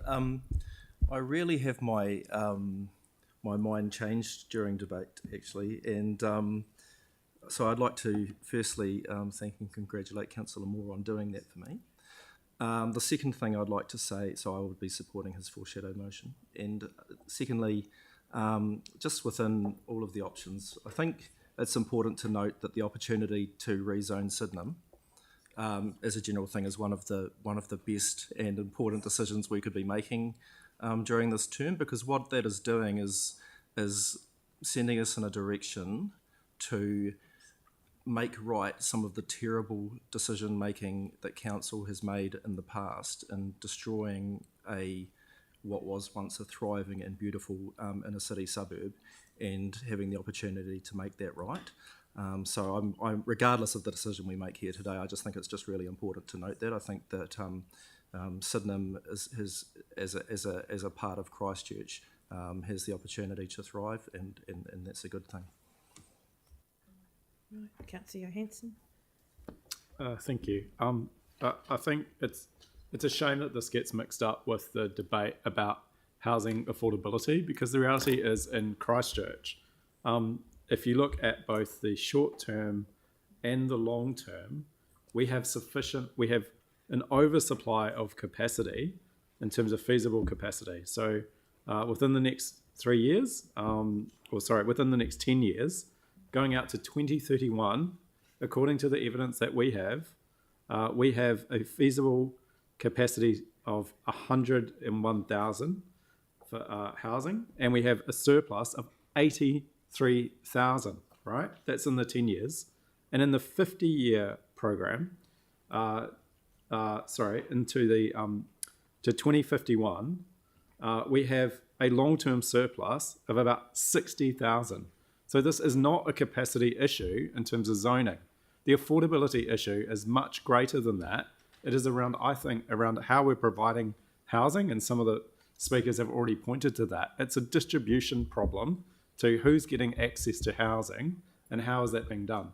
And so when you think about what this does for affordability, this actually provides more expensive townhouses in neighbourhoods where we have traditionally more affordable housing for people that are just trying to get a first home. So I don't agree that building more expensive townhouses in lower socioeconomic communities addresses the housing affordability issue. We need to be much more deliberative about that. And I think, we've just adopted, finally, after about 4 years of being overdue, a housing strategy for Greater Christchurch. And there's a number of direct interventions in there that I think will do far more to address housing affordability than just rezoning land when we already have a surplus of capacity. So I don't like this plan change. I don't agree with the things that are in it. I think there's fundamental problems with what this does to our infrastructure, both from an environmental point of view, in terms of sustainability, and in terms of the loss of the green trees and environmental impacts like that, but also around just the sheer capacity of some of these neighbourhoods to have hundreds and hundreds of cars, vehicles, people without the infrastructure being put in place. So I don't support doing this all at once. I think we need to take a much more considered approach to addressing housing affordability. And so the more deliberate we can be around the other things that we're going to do ahead of making the planning changes, I think the better we will be. Kia ora. Councillor Henstock. Thank you. Today's debate isn't about the merits of MDRS. Today it's about the process. And one of the things that I've learned in my time at council here is that it's not so much what we do that really matters, it's how we do it. Because we know that a lot of people don't like change. They're really uncomfortable with change. But if we want to make change for good, then we have to take our residents with us, and our businesses and the people that matter to us as elected members. And there are many people that are feeling rushed by this and felt that this was imposed on them and they're overwhelmed by it. So we have an opportunity here through this process to just slow it down a bit and to do it properly and a bit more thoughtfully. And I think we'd be mad not to do that. I'd like to recognise the matters that Councillor Johansson has just raised, and I agree with him. This is not a silver bullet for our housing issues. It's a much broader conversation. And I think in that vein, this is a really complex issue. It's not a one-size-fits-all for everybody, and we've got some really skilled and experienced staff who are working and guiding us on this, and they've given us a really clear recommendation today, notwithstanding some of the questions that have been asked and the issues around our abilities and from a resourcing perspective, and they've got the recommendation to support option 1, and that's what I'll be supporting today. Thank you. Thank you. So just before Councillor McDonald wraps up, I'll just briefly say, look, I think that we previously asked the government to, or the minister, to look at giving us the opportunity to exempt ourselves from a blanket approach, and he's given us that kind of little bit of leeway at the moment. If we don't support option 1, we're actually giving a mixed signal, I think. We're going back on what we actually asked for in the first place. So I'll be supporting option 1 definitely, because it provides also for our tree protection, which I'm passionate about. So these things do take time. You know, planning and district planning take years and years. They're not something we can rush. And particularly, as Councillor Henstock and Peter's alluded to, we need to get this right. The other factor here is that this is not a done deal. Whatever we recommend is not a done deal. The independent hearings panel will come back with their own recommendation to us. So we're actually just creating ourselves a bit of a buffer zone here. They could come back with option 4. I don't know. So this is actually protecting us and standing by what we've already asked for and sticking to our original intention. And I think also respecting the voice of the people that have spoken very loudly on this, because the blanket approach is a big shock to Christchurch. So partly this approach that we're looking at is going slowly, more gently, and actually letting it evolve. We know there's not a capacity issue in Christchurch, and we know that intensifying housing is not actually addressing affordability, so let's get this right. So I'll be supporting option 1 and hope you do too. And on that note, I'll hand over. Did you want to speak, Councillor Barber? Well, you're a bit late, but because it's your birthday, I'll allow it. Finally, it pays off. Yeah, look, I just wanted to chime in too. I think this is sensible. I agree with the staff recommendation. I agree that it's about the process that Councillor Henstock mentioned. I think it's smart to pause. We have time. We're not overwhelmed by capacity, by people. And we wanted more control, and we've got it, and so we should take it. And we need to carry people with us. People don't like change. And I think we can we can make an intelligent decision. So let's take the time to make the right decision. I agree. Kia ora. Cheers. And finally, Councillor McDonald to wrap up. Thank you. I think that's been a really good debate, actually, and people have put issues on the table. I just firstly want to acknowledge that the one that we've moved will not be popular with developers in the city, but I'm okay with that. I think actually we need to take the communities forward, and the reality is that this doesn't do that. I want to acknowledge Helen Broughton, who's here today, and I think about all the other people that would be here if they thought that option 4, the major approach, would have been decided on today. I worry about the trust and confidence that would place in council if we were to do that today in what would be under the cover of darkness. The reality is that people need to be taken, like Pauline and Victoria have said, on the journey. The minister has not forced their hand on this. If anything, they've given us an option which we should utilise. This is consistent with what we have said from day one when we rejected the initial plan, and we're moving through at a softly approach, which gets us to a good outcome as a community. So I think it would be while it might not be supporting developers today, the reality is that communities will be better off because actually, there'll be trust and confidence in the process we're doing, and I would be really worried if we didn't do that. Kia ora. All right, I'll put the motion. All those in favour say aye. Aye. Opposed? Do you want division? No. Okay. Call for division.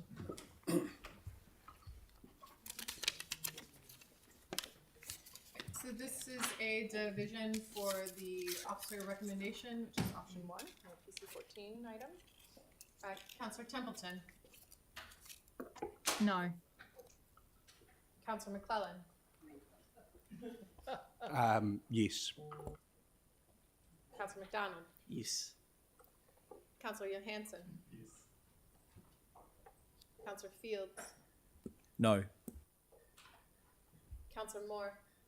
No. Councillor Donovan. No. Thank you. Sorry, what was that? There's a no. Councillor Coker. Councillor Peters. Yes. Councillor Scandrett. Yes. Councillor Barber. Yes. Councillor Kewen. Yes. Councillor Goff. Yes. Councillor Hinstock. Yes. Deputy Mayor. Aye. That's 10 for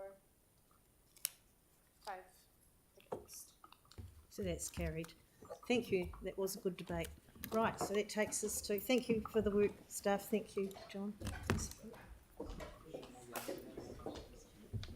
Right, moving on to item 13.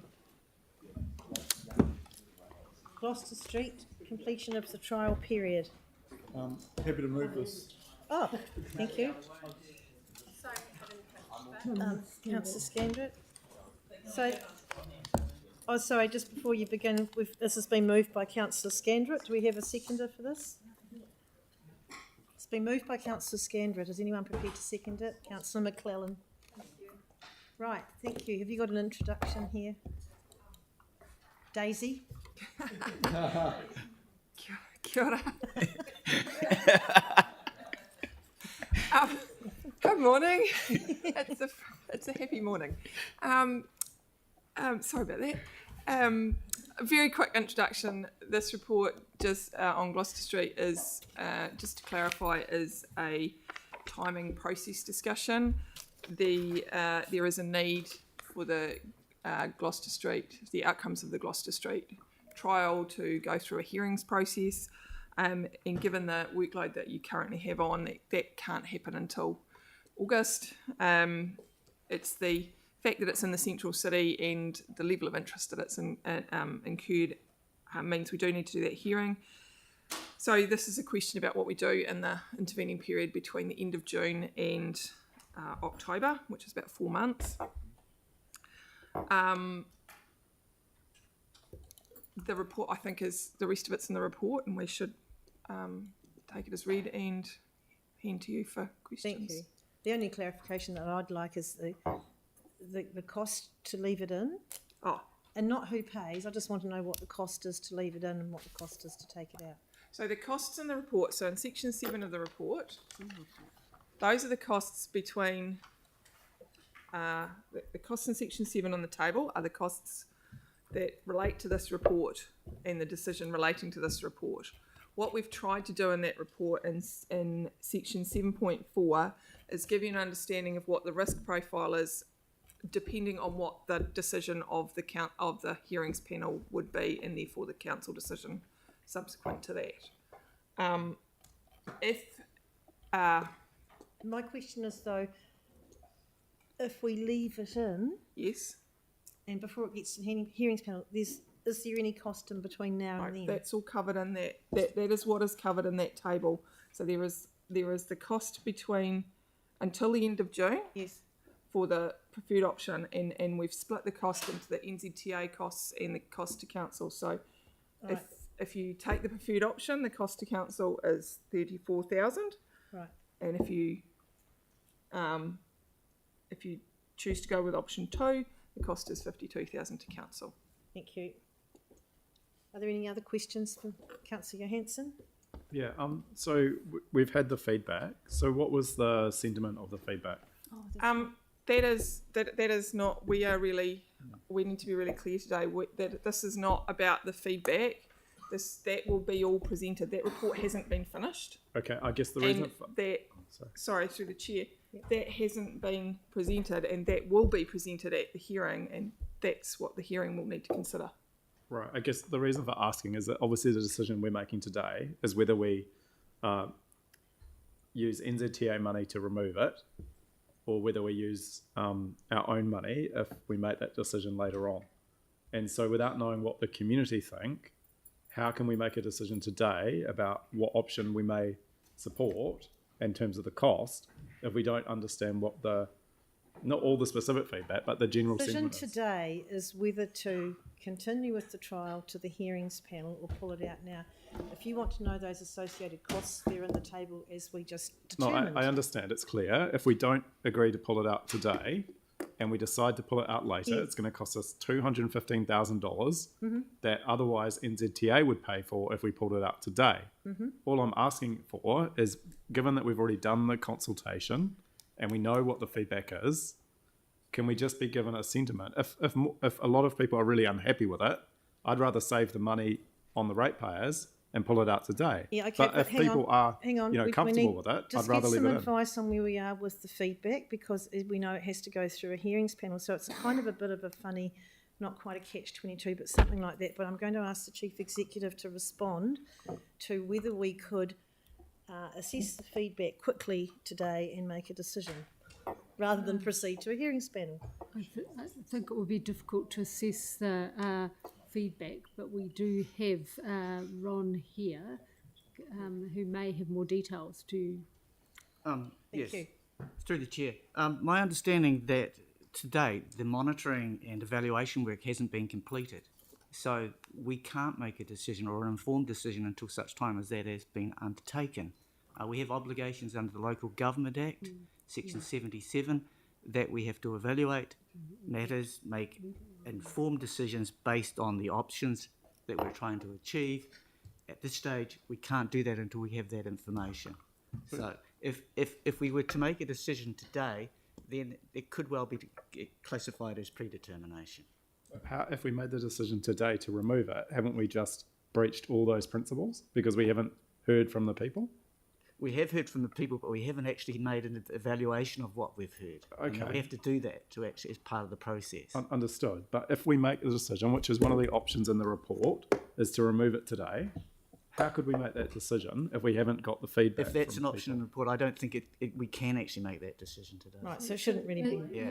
I'm not clear about this. So because there are two options in the report, to leave it in or to move it, but we don't have sufficient information to comply with Section 8, which is community impacts and views. Yes. So I wonder whether we are best leaving this report lying on the table or deferring it to a future meeting when we do have the community views. This is actually saying leave it in until the information has all been. That's the recommendation. Yes. So what? I don't see the issue with it. Because if we You're the only one that wants to remove it. That's absolutely fine. No. What I want to understand is the community views before I make a financial decision, which is basically what we're doing today, of $215,000, right? So the choice today is if we want to remove it, we can get Waka Kotahi to pay for it if we do it within the time frame that we've agreed with them. But if we don't do it within the time frame, then the ratepayers pay for it. But the thing is, actually, Councillor Johansson, that is actually not an option. And I think that to test the appetite here, we need to figure out if the support around the table is for the staff recommendation, we don't have an issue. Yeah, that's the thing. Can I Okay, ask so it's been moved and seconded, hasn't it? Yeah. Okay, go ahead. It's just a process question. As if there's an option in the paper that isn't capable of being considered, should the paper stand, or do we need? Look, maybe you come back after lunch. Yeah, could we just? I think Yeah. we need to have a break a legal because thing, given the advice that Ron just gave, that does make it confusion why this option's in the paper and whether we can make a decision. Can I just check on something? Sorry. No. Can I just check though? Okay, go ahead. We've all got questions. No, well, hang on. Sorry, Councillor Templeton. I think we will do as till after lunch. The Chief Executive has suggested, and we'll get some legal advice on the paper because that's been raised. Yeah, but if I could raise my question now, then that might be able to be answered after lunch, and it's easier for me to ask it than to type it right It's just that my read of this is that the feedback from the community that has been gathered during the trial so far is for a different decision to the decision that we're making today. Yep. So the decision that the feedback is on is for the long-term future, and the decision today is the short-term. And so I don't see how the feedback from the community on that one is relevant to the decision today. Well, okay, but it still has to go Because we're through a hearings receiving panel. the- Thank you for that. So shall we break for lunch now and move to? Okay. So we'll lay this on the table till after lunch, and we'll progress through to item 14.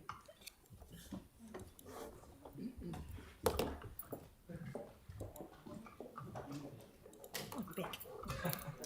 How long have you been there? Hours. No, seriously. No, just happy to move. When Yanni was.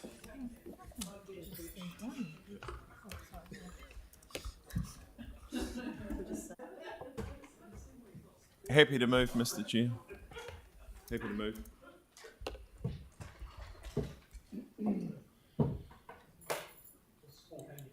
Yeah.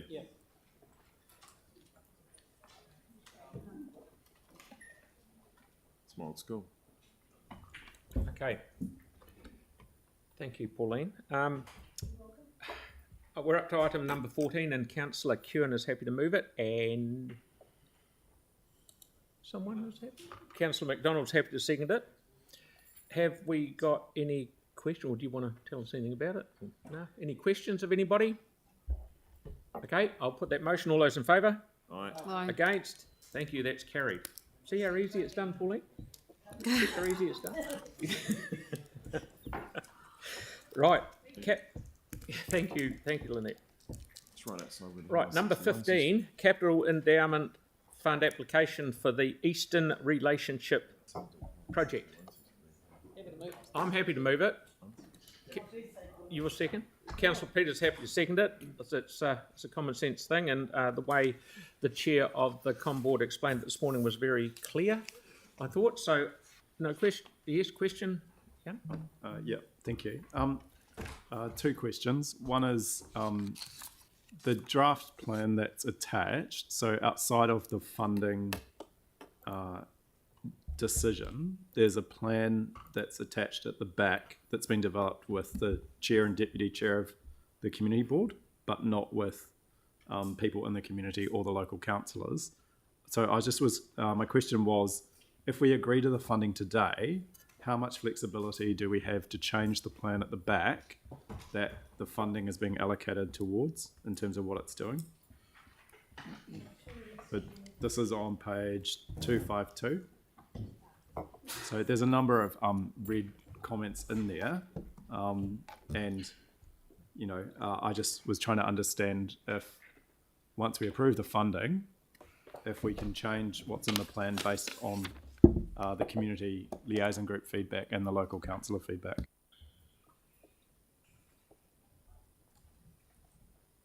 So I guess the plan that's attached to the report, it's very high level. So it's not been developed in consultation with community yet.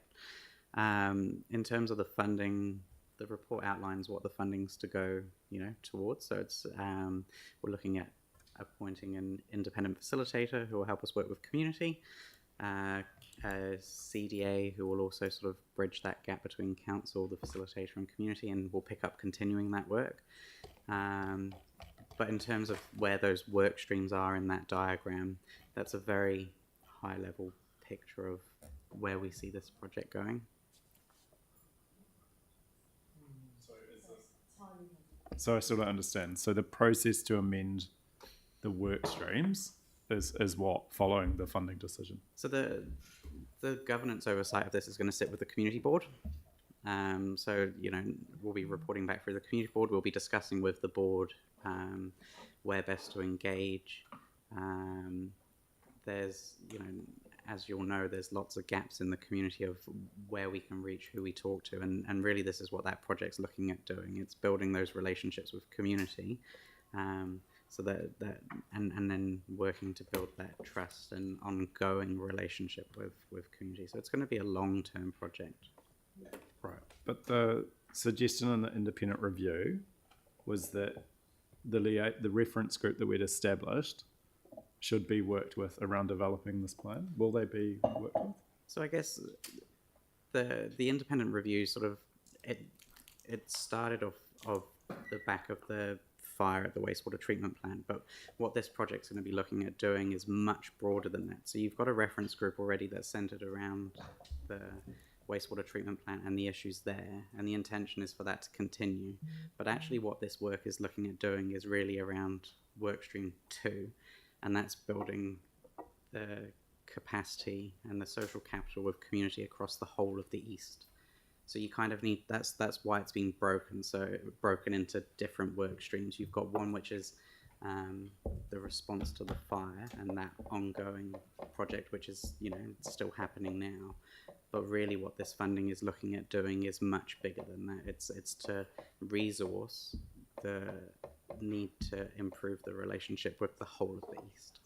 Can I just also add to it, you may remember that at the time you received the report, you also received a response plan by staff and adopted that, and this is actually enabling and funding that response to that report plan.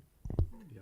So, can I just check the other thing is, it's got a bit confused. We've got a council resolution to get a report back in April on what's being done to, in response to the plan. Is this the report or is this separate? Because, in terms of, I know staff have been doing a lot of work in terms of a technical aspect at the wastewater treatment plant, but when is everything in terms of the health and well-being, the technical things that are being done and progressing going to be reported back to us next? Through the chair, this report is an application to the Capital Endowment Fund for funding to resource the plan for the East. And that's all. Yeah, it's not about a response or a technical update to the fire. I would suggest that question is probably answered better by the head of Three Waters through a request for information. We We're can not come here for back that. with some advice around that. Yeah. A problem, more or less, John, is it a problem's been identified? We're granting some money to help solve the problem that's been identified, and this is how we're doing it, isn't it? Or trying to, yes. So I think we've had enough questions. Oh, sorry, Councillor Templeton, sorry. Hi, thanks for that. Listen, it's really important that we do the work to build the relationship. One thing I'm worried about though is that by hiring someone external to facilitate that rather than building capacity within the organisation ourselves, within our community governance teams and those kind of spaces, that once the funding's over and that person leaves, the relationship ends up dropping. And we've learned that in that post-quake environment where a whole pile of external people and agencies were doing things, and then they just sort of abruptly stopped and things, relationships didn't continue. So I'm wondering whether it would be better to resource things properly internally to build those relationships in a way where people have more of a mandate within the organisation to do things. So I can, through the chair, I can respond. So the purpose of the external facilitator is just to provide a sort of independent person or voice for community where there isn't either the relationships or the trust to do some initial work. But this funding is also looking to provide an extra community development advisor within the governance team. What that will do is they'll work with the facilitator at the start of the project to understand what the needs are within community. Then that community development advisor they'll be based in the local team. They'll be doing the sort of initial work within the project alongside the rest of the team. And then at the end of that fixed term period, if they leave or that part of the project drops away, the rest of the team will continue with that work, with the relationships that are already being built. So there shouldn't be anything lost. It's not going to be completely, it's not going to be at all external from the local team and the board. So those relationships will continue to grow. It's really to drive that at the initial kickstart or the initial push, really, I guess, is the purpose of this funding. Could I just also Yeah, clarify? It was a request from members of the local the reference group, and also one of the local councillors as well, to have a external trusted facilitator to support. Okay. Okay, I just I just worry about someone within who's working within the organisation, then having that stopping.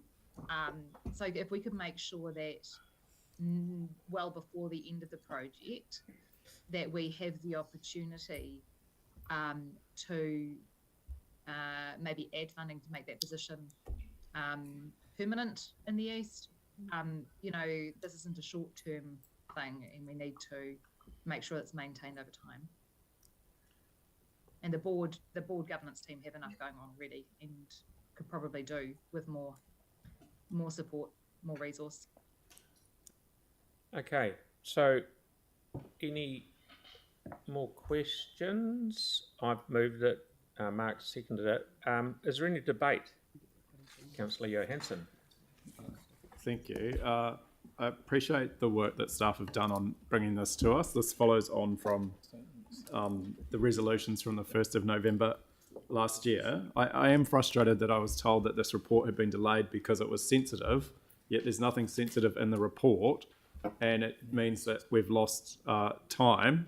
In particular, I note that the resolution that we passed in November talked about having information in response to being done in terms of informing the long-term plan funding decisions.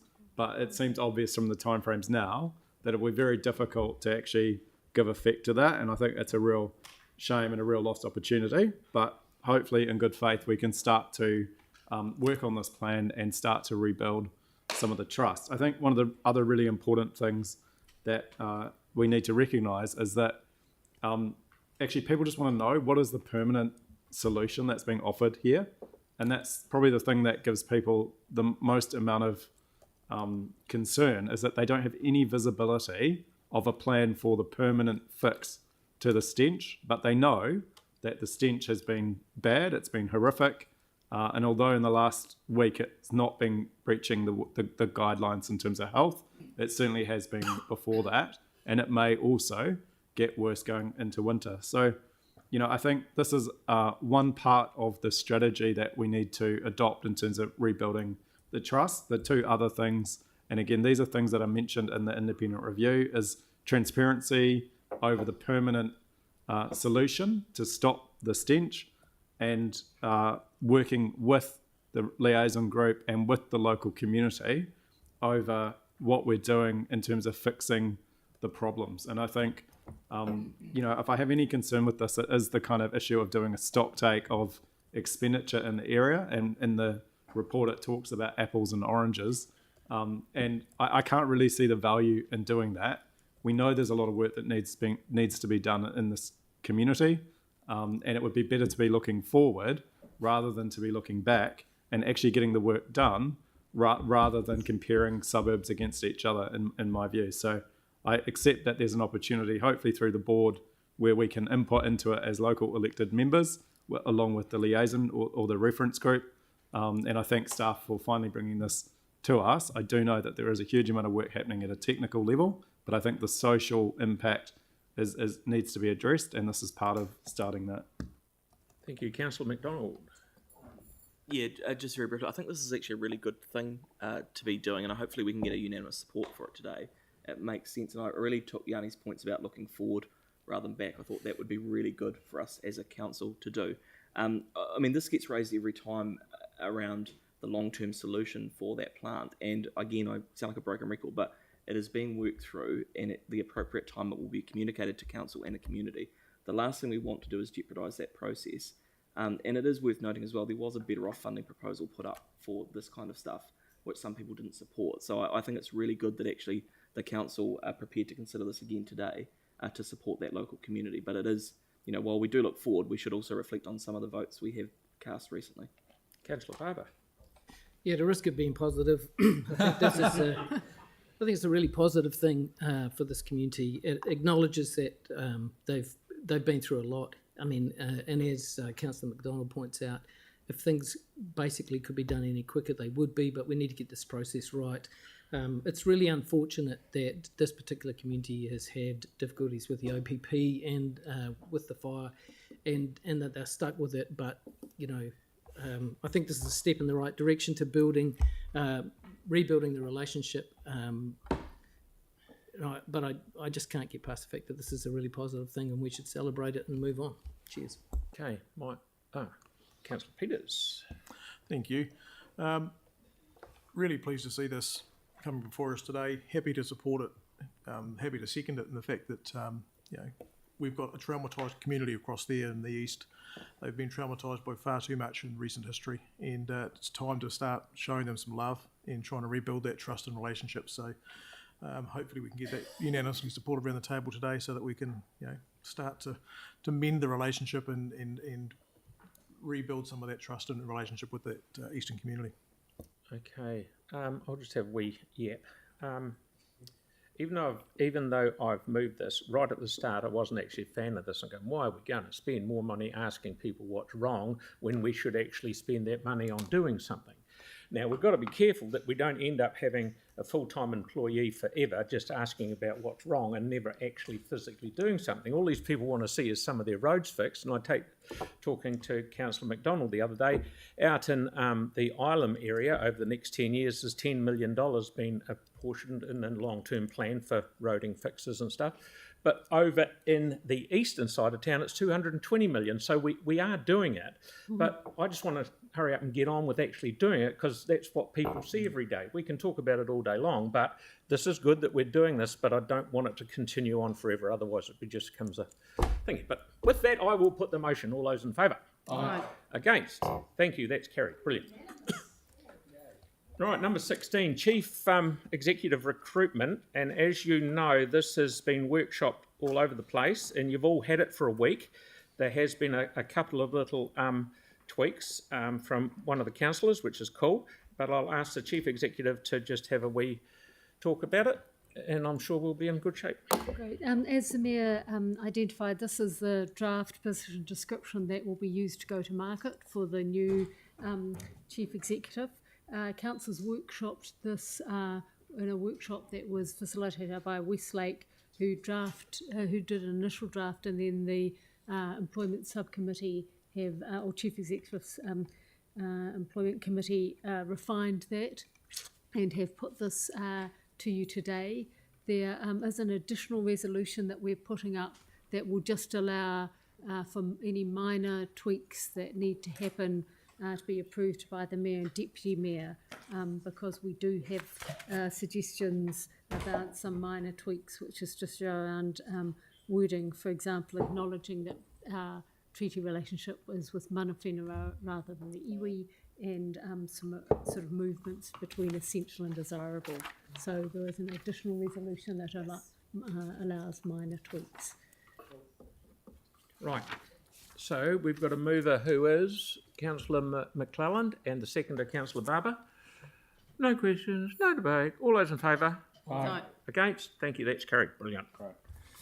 Right, number 17 is going to go faster than that. Thank you, Councillor McDonald, and Councillor Cotter's happy to second it. It's as plain as nose on your face. All those in favour? Aye. Against? Thank you, carried. Right, now we're up to number 18. Wastewater overflow improvement status. This is just an information report, but it's very good. We've prepared a good presentation just to highlight some matters, if that's right. Yep. A few minutes. So we just wanted to highlight, obviously the report deals with wet weather overflows, and it can occur either at manholes or constructed sewer overflows, and reasons for both of those. To give some context, we have about 29,000 manholes in the city, and our model predicts that about 168 of those manholes could overflow in certain storm events. Our model then also, we have 135 constructed sewer overflow points. Those are the ones that actually overflow into the environment. And we predict from our field calibrated model that we can overflow at 36 of those 135 overflow points. Our consent with ECAN obviously manages those overflows, and we are consented to overflow at 53 of those 135 CSOs. The report explains that ECAN measures our compliance based on the response of our model to the last 15 years of rainfall. And we call that the long-term series rainfall analysis, or in short, the LTS. And what this slide demonstrates is that if we compare the response in 2015 to 2020, we've seen significant improvements in both the frequency of overflows and the volume of overflows, with the improvements obviously being a huge reduction. We've achieved the targets for the Avon River and the Avon Heathcote estuary that's in our consent, but not quite for the Heathcote River, and that is because we have 8 constructed sewer overflow points that still has the propensity to overflow more than twice a year, especially when we have high rainfall. In the LTP, there's committed projects to deal with those 8 overflow points that do overflow more than twice a year. And if we look at our recorded overflows versus rainfall, we can see that there's obviously there's a reason for the overflows. The high increase in overflows in 23 was because 4 out of those 6 rainfall events occurred in 1 month. So that was an extreme situation, and that's why the number of actual overflows in that year is so much higher, because we've counted each and every overflow instance. In summary, our model tells us where we expect overflows, both to the environment, those are the little purple triangles, and where we expect that overflows could occur at manholes. And that is what drives our wastewater capacity constrained areas. Secondly, we have a wastewater master plan that tells us what projects must be done to eliminate all of those. We've grouped those projects into priorities, with the first priorities being to stop overflows into the environment, and after that, to address the capacity constrained areas. So, final summary, we've indicated the projects that will deal with the constructed sewer overflows. We also have additional projects in the LTP to deal with manhole overflows and related to growth. I just need to make a correction. The report says 73 million, but it's actually 58 million. That was a copy error. And we are also, as we are renewing new sewer pipes, we are always checking whether we need to upgrade those pipes for future growth. And we would, in some cases, upgrade them if we think growth would require them to be upgraded. Okay, thank you. So just a wee question from me. What causes you all the grief is infiltration of stormwater and rainfall, isn't it, when it comes in a nutshell? Correct. Okay. Correct. If it's more than what the infrastructure was designed for, yep. but it also relates to the design capacity at the time when it was designed. So it's a bit of both. Mm-hmm. But what I'm saying, if we in a environment where it doesn't rain, we wouldn't have any issues. The system would be able to look after it, even with some of the intensification that we're getting. We would have more scope for growth in our existing infrastructure. Mm-hmm. Okay, so that one that's on the plan at the moment, and is priority 1, is the Summerfield one. Is that getting pumped to, by the look of it, St Asaph Street into that? Correct. Because that's got tons of capacity. Yes. Okay, no, that's cool. Okay, and the one, what's the one that's pump station 13? Where is that, Hyde? Where is that? Pump station 13 is the blue one. If you can show. Down the red. It's red, I think. Oh, sorry. There we are. Yeah. The red one. Yeah. It's simply a pump station that is run out of capacity. It's a very small catchment, okay. And it's just the pump station that needs to be. So to solve that, we'll just upgrade the size of it and maybe put in another rising main or something to take it somewhere else? Is that what you're looking at? No, the rising main is adequate. It's simply the pump station. The pumps needs to be upgraded, and because it's also a renewal pump station, it's, there's some extra work to make sure that it will cope. This is fantastic. You're identifying the places of the biggest problems, so that's really good. Councillor Scandrett. Yeah, because we had a hangover after the earthquake with people, instead of repairing their pipes, took their funds and bought boats or whatever they did decide to do, and left us with the air cracked pipes, allowing water to come in wet periods, which causes us problem. And we did bring that up to the EQC, which has changed the process up, we hope. So that hangover is still causing us issues, but is that getting less and less? What we are doing, and that's why we're calibrating our model on a regular basis so that we can understand and we're doing that when it rains so we can understand the degree of inflow and infiltration. So for example, on the map, we have areas where we've identified where it would make more sense to give attention to reducing inflow and infiltration versus where it would make more sense to spend capital to resolve the issue. In terms of the high inflow and infiltration. Noting that our system has been designed for some inflow and infiltration, the problem occurs when it is more than that. So for example, in the vacuum sewer areas, we have that challenge where the inflow and infiltration is just simply much more than what the system was designed for, and we're unable to cope with that. So there are areas, specific areas, where it's more of a challenge than in other areas. Absolutely, because we can only do our pipes. We can't force private property to do their pipes. So I just want to make sure that we ensure that EQC or government know that there are issues that are caused from not insisting people pay the money or spend the money which they were given for a specific purpose. Yep. Thank you. Councillor Sarah.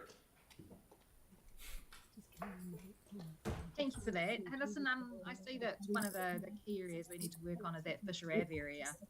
And the table there, table 4, with committed projects to achieve overflow compliance, has the Fisher Avenue kind of space in it.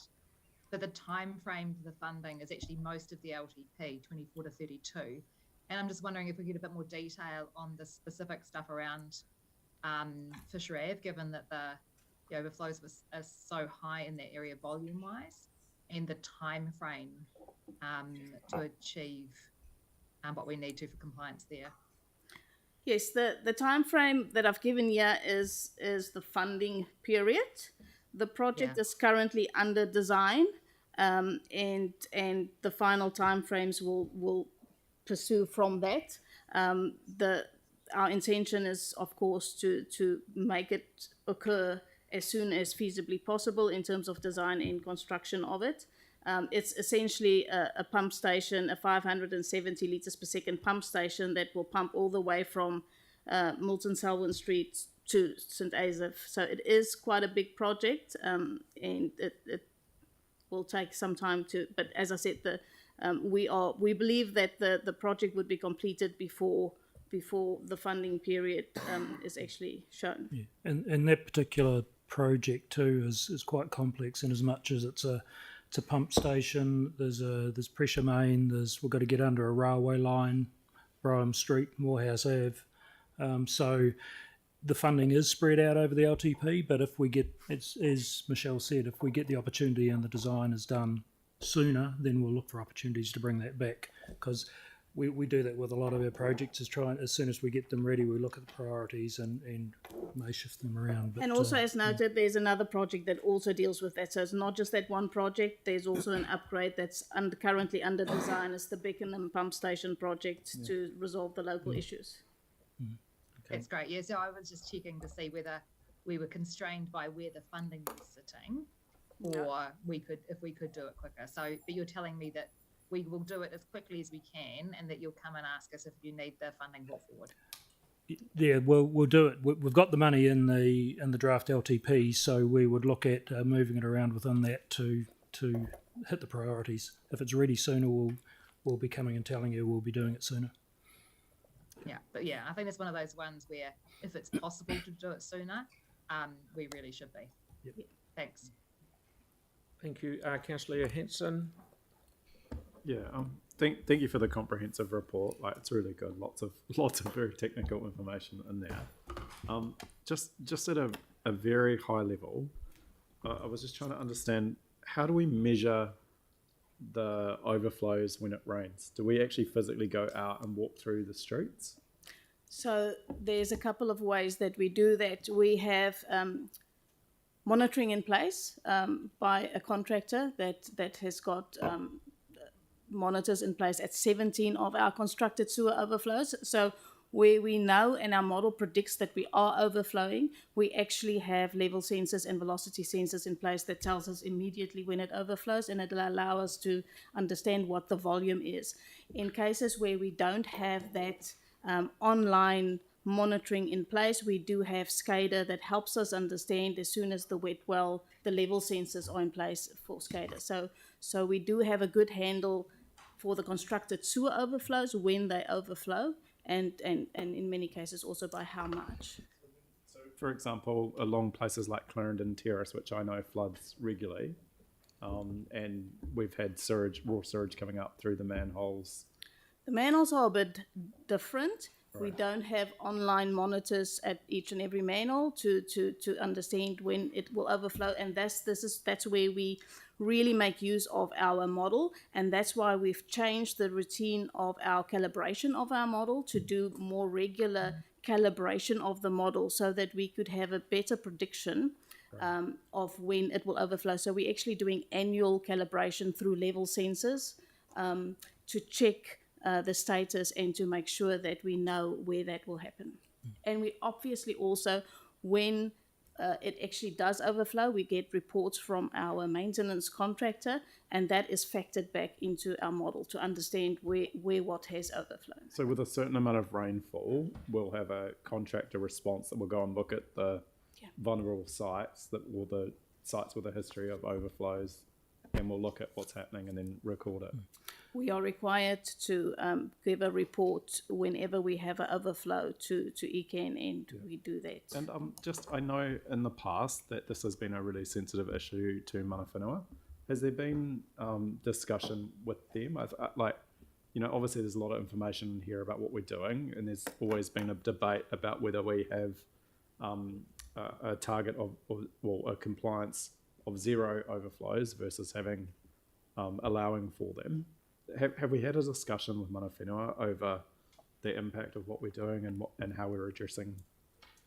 We have sent them information a couple of years ago, probably not recently, but nothing stops us to provide them with the same information that we've given. And remember, the consent conditions which require us to continually get better. Back in the day when that consent was put in place, there would have been discussions then. And just in your further to your question around Clarendon Terrace, you'll notice for those in that table around the work going in at the Selwyn Street pump station, it's not just that area. You look at the flow-on effect of the streets further down the line. So you're beheading the catchment there, so it all has a cumulative effect as we go down. Our consent also requires us to have an annual community forum. So we have annual meetings with quite a few. When's the next one? It would be for the next financial year. So we'll wait for this July. So it will probably be just after that, August, September. Okay.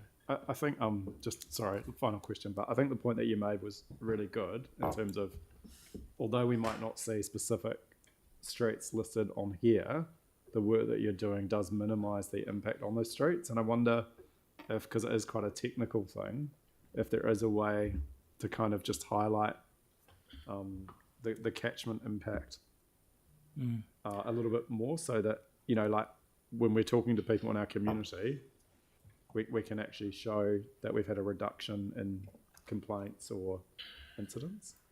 Yeah. Our website does have a list of every time it overflows, where the overflows occurred. Okay. So that information is available. Right.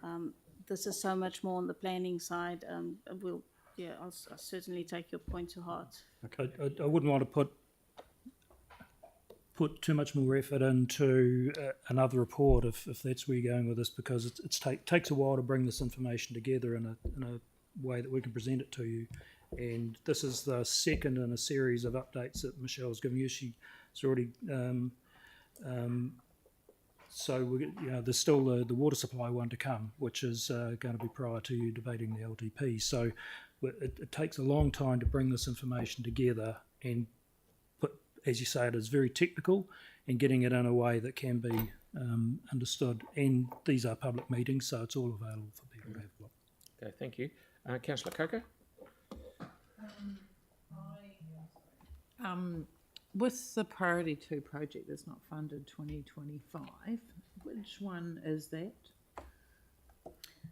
Sorry, it says in the report that there's a Priority 2 project that's not currently funded in the that's 2025. correct.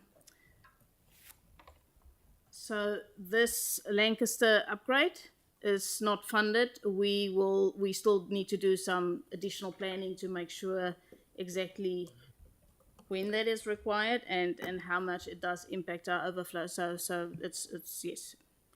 Okay, so I just want, because it also says in this that other pot of funding, the 50 million for the other Priority 3 to 6 projects. So I was just wondering if this Priority 2 one is going to be done. No, it's not included in that, and that's because we still are having to do additional planning. So this is what our model tells us, and the optimization that we've done out of the model.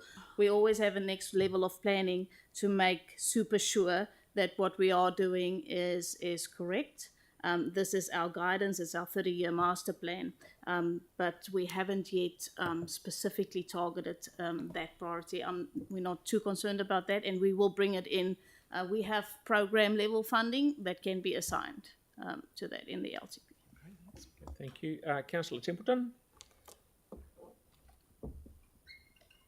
Thank you. I'd just like to clarify actually around that funding. So, Brent, you mentioned that if we were able to do that package of work sooner, that you could switch money around within the program and maybe deprioritise something else. Is that right?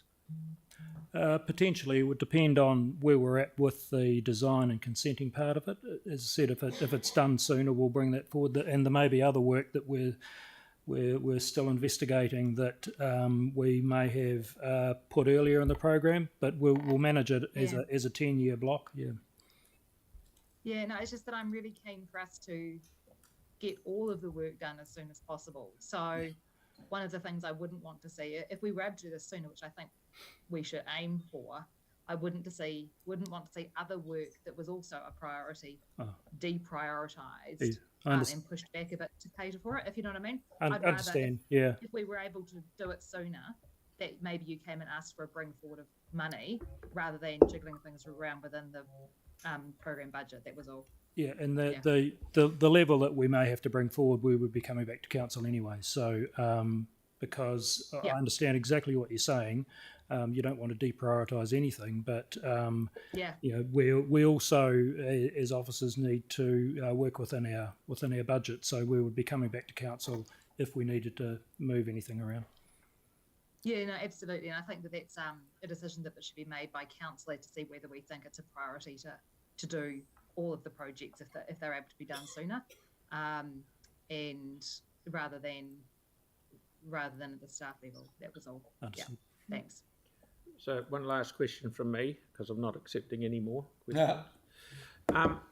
Brent, in some older areas, and they're looking down there, most of them are older, I'm not poking the borax at any area, stormwater wasn't a big issue when those subdivisions were done. All new subdivisions have got their own separate stormwater to go out the curb down to a stormwater pond, and it's all done.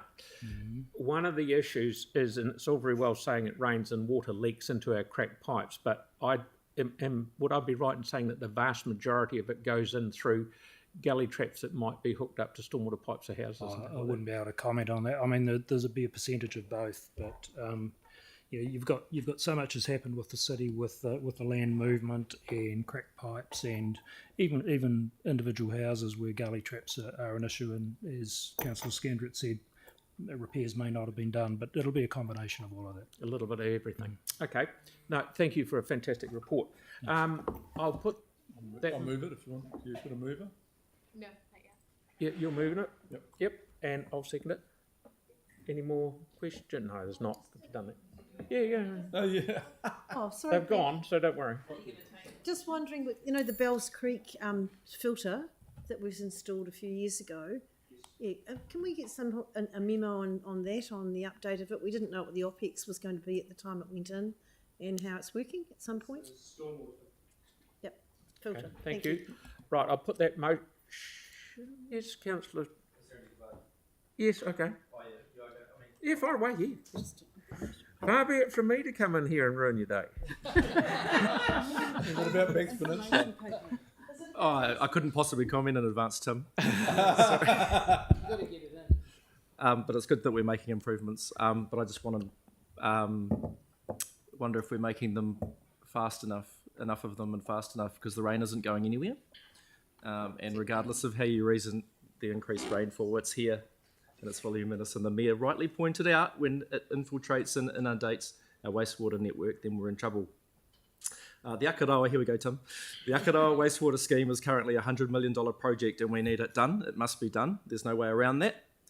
We have to get it right. And if we have any form of overflow when we put that scheme in, then in my mind we've failed it and our communities. And that's why we need collectively to find ways to reduce infiltration and inundation across the city and Banks Peninsula. And we need to work with our property owners and residents, and we need to improve our stormwater infrastructure, because right now we have barely swimmable beaches all over Banks Peninsula. And what other things are we willing to tolerate? Thank you, Mr. Mayor. You're welcome. Right. Okay, with that, I'll put the motion. All those in favour? Aye. Against? Thank you. That's carried. Now, because the only thing we were going to come back to after lunch was Gloucester Street, we're going to do it now, so then we can knock off and not come back after lunch. So we'll give officers time to get to the two outstanding questions that we had to break for. Was first to clarify that do the council have sufficient information to consider the two options that are in the paper today, and secondly whether the consultation question has any relevance or is required for the decision today. So if you could speak to those. And first of all, I will apologise for my confusion and dragging you down into my confusion. I was answering the wrong question, so for that I apologise. In relation to the first question, yes, there is sufficient information in the report as it is today to make a decision in relation to the two options put forward in that report. In relation to the consultation question and determination around the evaluation of the feedback, that evaluation is yet to be completed, and that relates to a decision to be made in the future in terms of the long-term proposal in relation to Gloucester Street post the hearings. So there is sufficient information today to make a decision on the options before you. In relation to the questions that Councillor Johansson asked, the information is contained in section 7, but I can verbally confirm that if that is required. The cost, if we were to take the everything out of Gloucester Street as of today, the cost would be $254,000, of which NZTA would contribute 202 and council would contribute 54. If we, at the end of the consultation and the hearings process, the decision was to reinstate, that would cost the council $470,000. If we left it in and in the future the decision was to take it out, that would cost $215,000, and that's a cost that council would incur. If we were to leave it in as it is, then the cost would be $70,000 over the period balance of the trial, of which council would meet $34,000 and NZTA $36,000. Yeah, and that's all detailed in section 7 of Section the 7. okay, righto. Tim, then Vic. Yep. And it's the question I asked of Jacob outside. So if just if this were to be left in for 3 to 5 years or something like that, the ongoing annual cost would be pretty minimal, really. Yes, but that would be a decision that would have to be made post the hearing. Yeah, but that is an option once the hearing is ended. That's part of the information and the options that will go to the hearings panel. Yep, thank you. Councillor Henstock. My question's in a similar vein, and particularly in relation to the 70,000 being the cost of keeping it in that we've just referred to. Given that it's already in, I don't understand what does that money actually go towards? So there's an estimated cost if it stays in, and this is till October. So and it's detailed in the report. There's a 40,000 cost up to the end of the year, which. Where are the details of the report? So this is section 7.3. It's all detailed in section 7.3. Yeah, I can see that, but I don't understand what is that 40,000 for, because it's already in. Good question. Yeah. Your report here. Just the 40. It's so 70. the 30,000 is the cost of the Good idea. consultation and the hearings panel. The hearings panel costs the costs up to the end of October. Okay, so there's it's not costs relating to the project in order to run a hearings panel and get through the process. Okay. So and we've said that these costs are for staff, project management, hearings, council decisions, ongoing maintenance costs for what is in there. So there's watering of the plant pots. So is that what the 40,000's for, to water the plant boxes? No, 30,000's for the hearings panel. No. That's the asterisk refers to what the 30,000 is for. She's looking at which is ongoing project cost. I mean, there's What's the 40,000? These are estimated project costs. Costs. So what's the 40,000 for? Same ongoing project costs until then. It's just ongoing project costs. And only till June, if it's staying until October. So the team have done an assessment. It is an estimate of the cost. If it is not used, it won't be charged.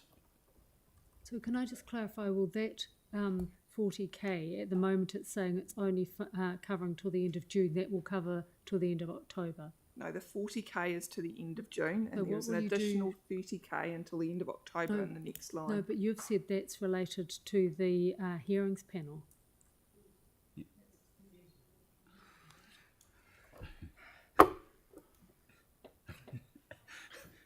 We would have to go. Do you need to speak to it, Lauren? Those costs are based. No, you need to come up. Shall we do 5 minutes break? Those costs are related to the staff time involved in preparing all the documents and everything needed for the hearings panel. But there is also ongoing costs for what is out there. Like it has to be maintained as well at minimal costs, but they're there. So the team have tried to put everything in to this is what is expected to be the cost until the end of June. So we've got the team working on all these monitoring reports and everything else, so that all of those costs are still going to come in before the end of the year. So the assessment report that Abley are undertaking, all the rest of it, that is all going to come in before the end of June and will be part of that cost bracket that is covered by NZTA. And then we've got costs, ongoing project management costs, the actual cost of the hearing, everything else. So the staff have done an assessment of what those costs are. That's why it said estimated costs. So the 30 is covering the maintenance, project management and the hearings and consultation? Between June and October. Right. Just through you, Mr. Chair, I just don't think it's particularly helpful to have the hearings cost in there because it's something we've got to do anyway. I mean, it's Oh, happy with that? All good. Councillor Templeton, did you have your hand up, mate? All good. Councillor McDonald. It is on, well, there's two strands. The first one is the cost. So what is the actual cost of removing it? It's the cost of removing it is estimated to be 215,000. Right. So then, so that doesn't make sense then, because if the cost till the end of June are 40,000, and I'm looking, unless I've got it wrong, option 2, it's got 224,000 till the end of June. So there's a 30 grand discrepancy somewhere. So where's the discrepancy? 224.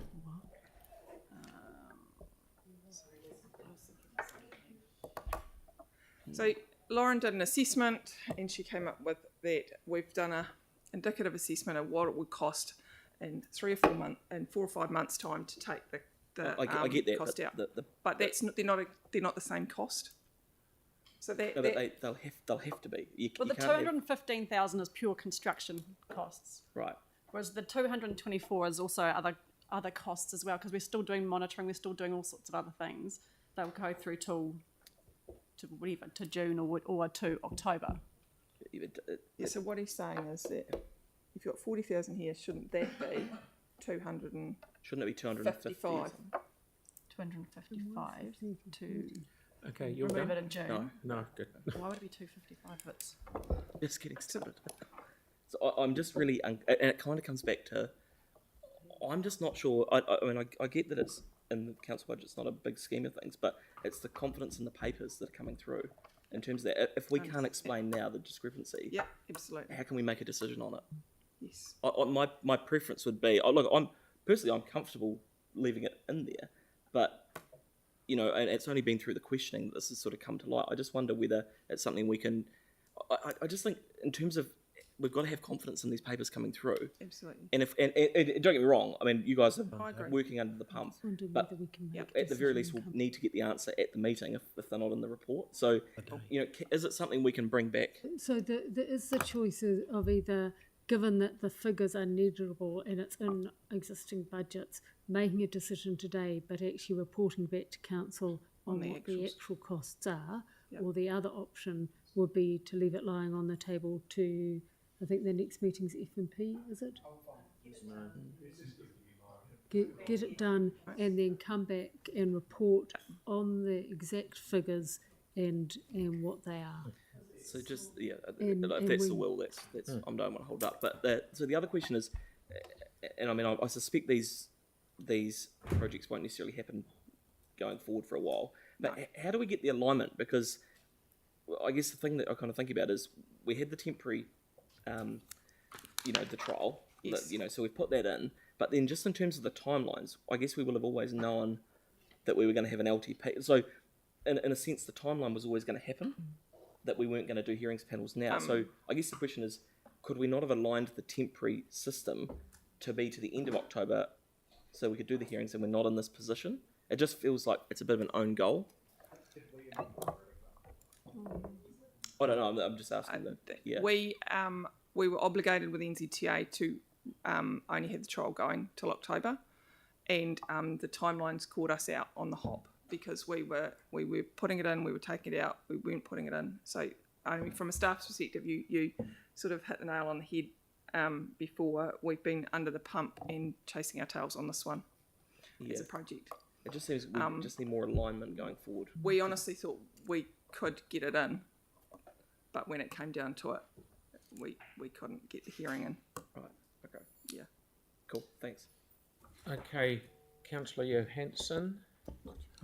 So I see that it says in the report that there's a risk that NZTA will not approve the cost of removal if we don't have a permanent project on budget. Can you tell me what item you're talking about, please, Councillor? So that's in the 6.3,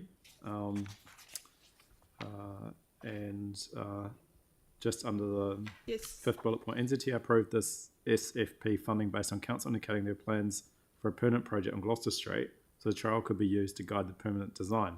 Removing the layout completely without evidence to justify the decision may give NZTA the impression that no permanent project was planned. My understanding is we've removed the permanent project off our budget. It's currently not in the long-term plan, but that is part of the hearings panel consideration and discussion. And look, it's a risk that staff have highlighted to you. It is there as a risk. So even if we chose to remove the project with NZTA funding, there's no guarantee that they would fund it anyway, even within the trial or the project period to the end of June, because we don't have a permanent project in place. That is very low risk, but there is a risk there. That's all we're highlighting. And how much is the total project cost to date?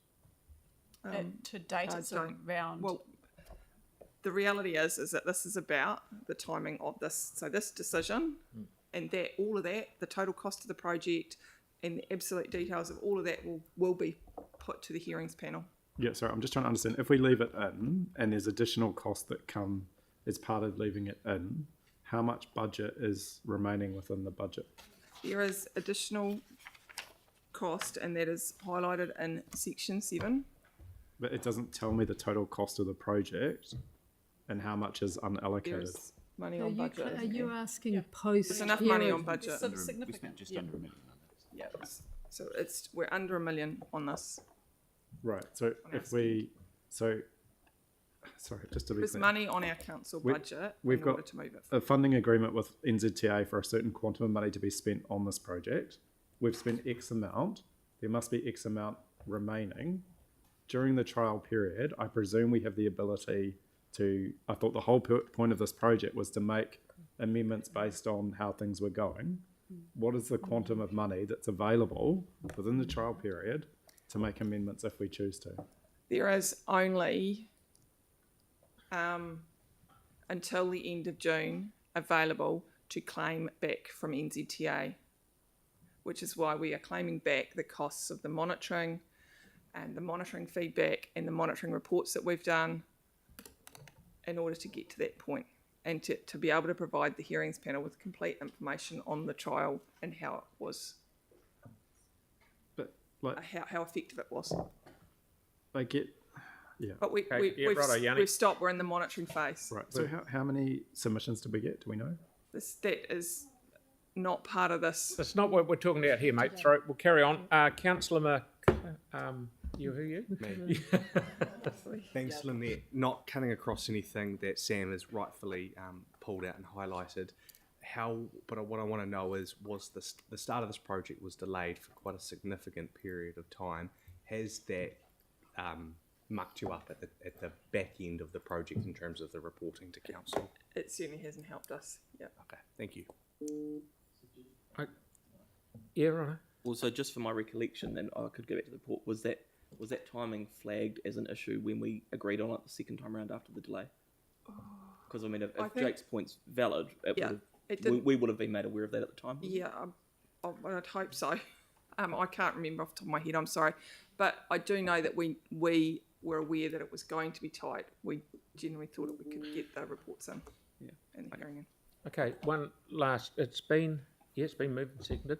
One last question for me. Can I, and I'm hearing these numbers of 230, 40 grand to when it is removed, when and if it is removed. Can I have a breakdown of how we've established those sometime, please? Given to me. It's this much for this, it's this much for this. Can I suggest that's in that memo? Oh, sorry, I didn't get to the bottom. Is it all itemised, everything? We will break it down. Okay, thanks. That's what I'm after. Okay, so we'll vote, are we? Yeah. I can't hear you, mate. Oh, debate. Yes, so sorry, we'll go to debate. I haven't got my hearing aids turned up. So we're now into the debate. So who would like to go first? Okay. Yeah, look, thank you. Just as involved in an organisation that just used the Isaac Theatre Royal for a major event, the difference in the Gloucester Street for the users, many elderly needed dropping off, etc., and the general safety of the street is far, far superior than it was without what has been happening, was being put in. And I know that some time ago, Councillor Templeton has seen it. The temporary works in New York City is just like this thing here. They come in, they paint, they drop planter boxes off, rather than spending millions of dollars digging up and doing all these things, and then they shoot off again and it's done. And they are great improvements. I think this is an improvement. It'd be really good to hear the feedback, but from a user at a major event in the city, there has been a noticeable lift in safety for that street, and I want to commend the staff for doing it and thinking outside the box, using temporary projects and mechanisms rather than digging up streets and spending a bloody fortune where it's not needed. Thank you.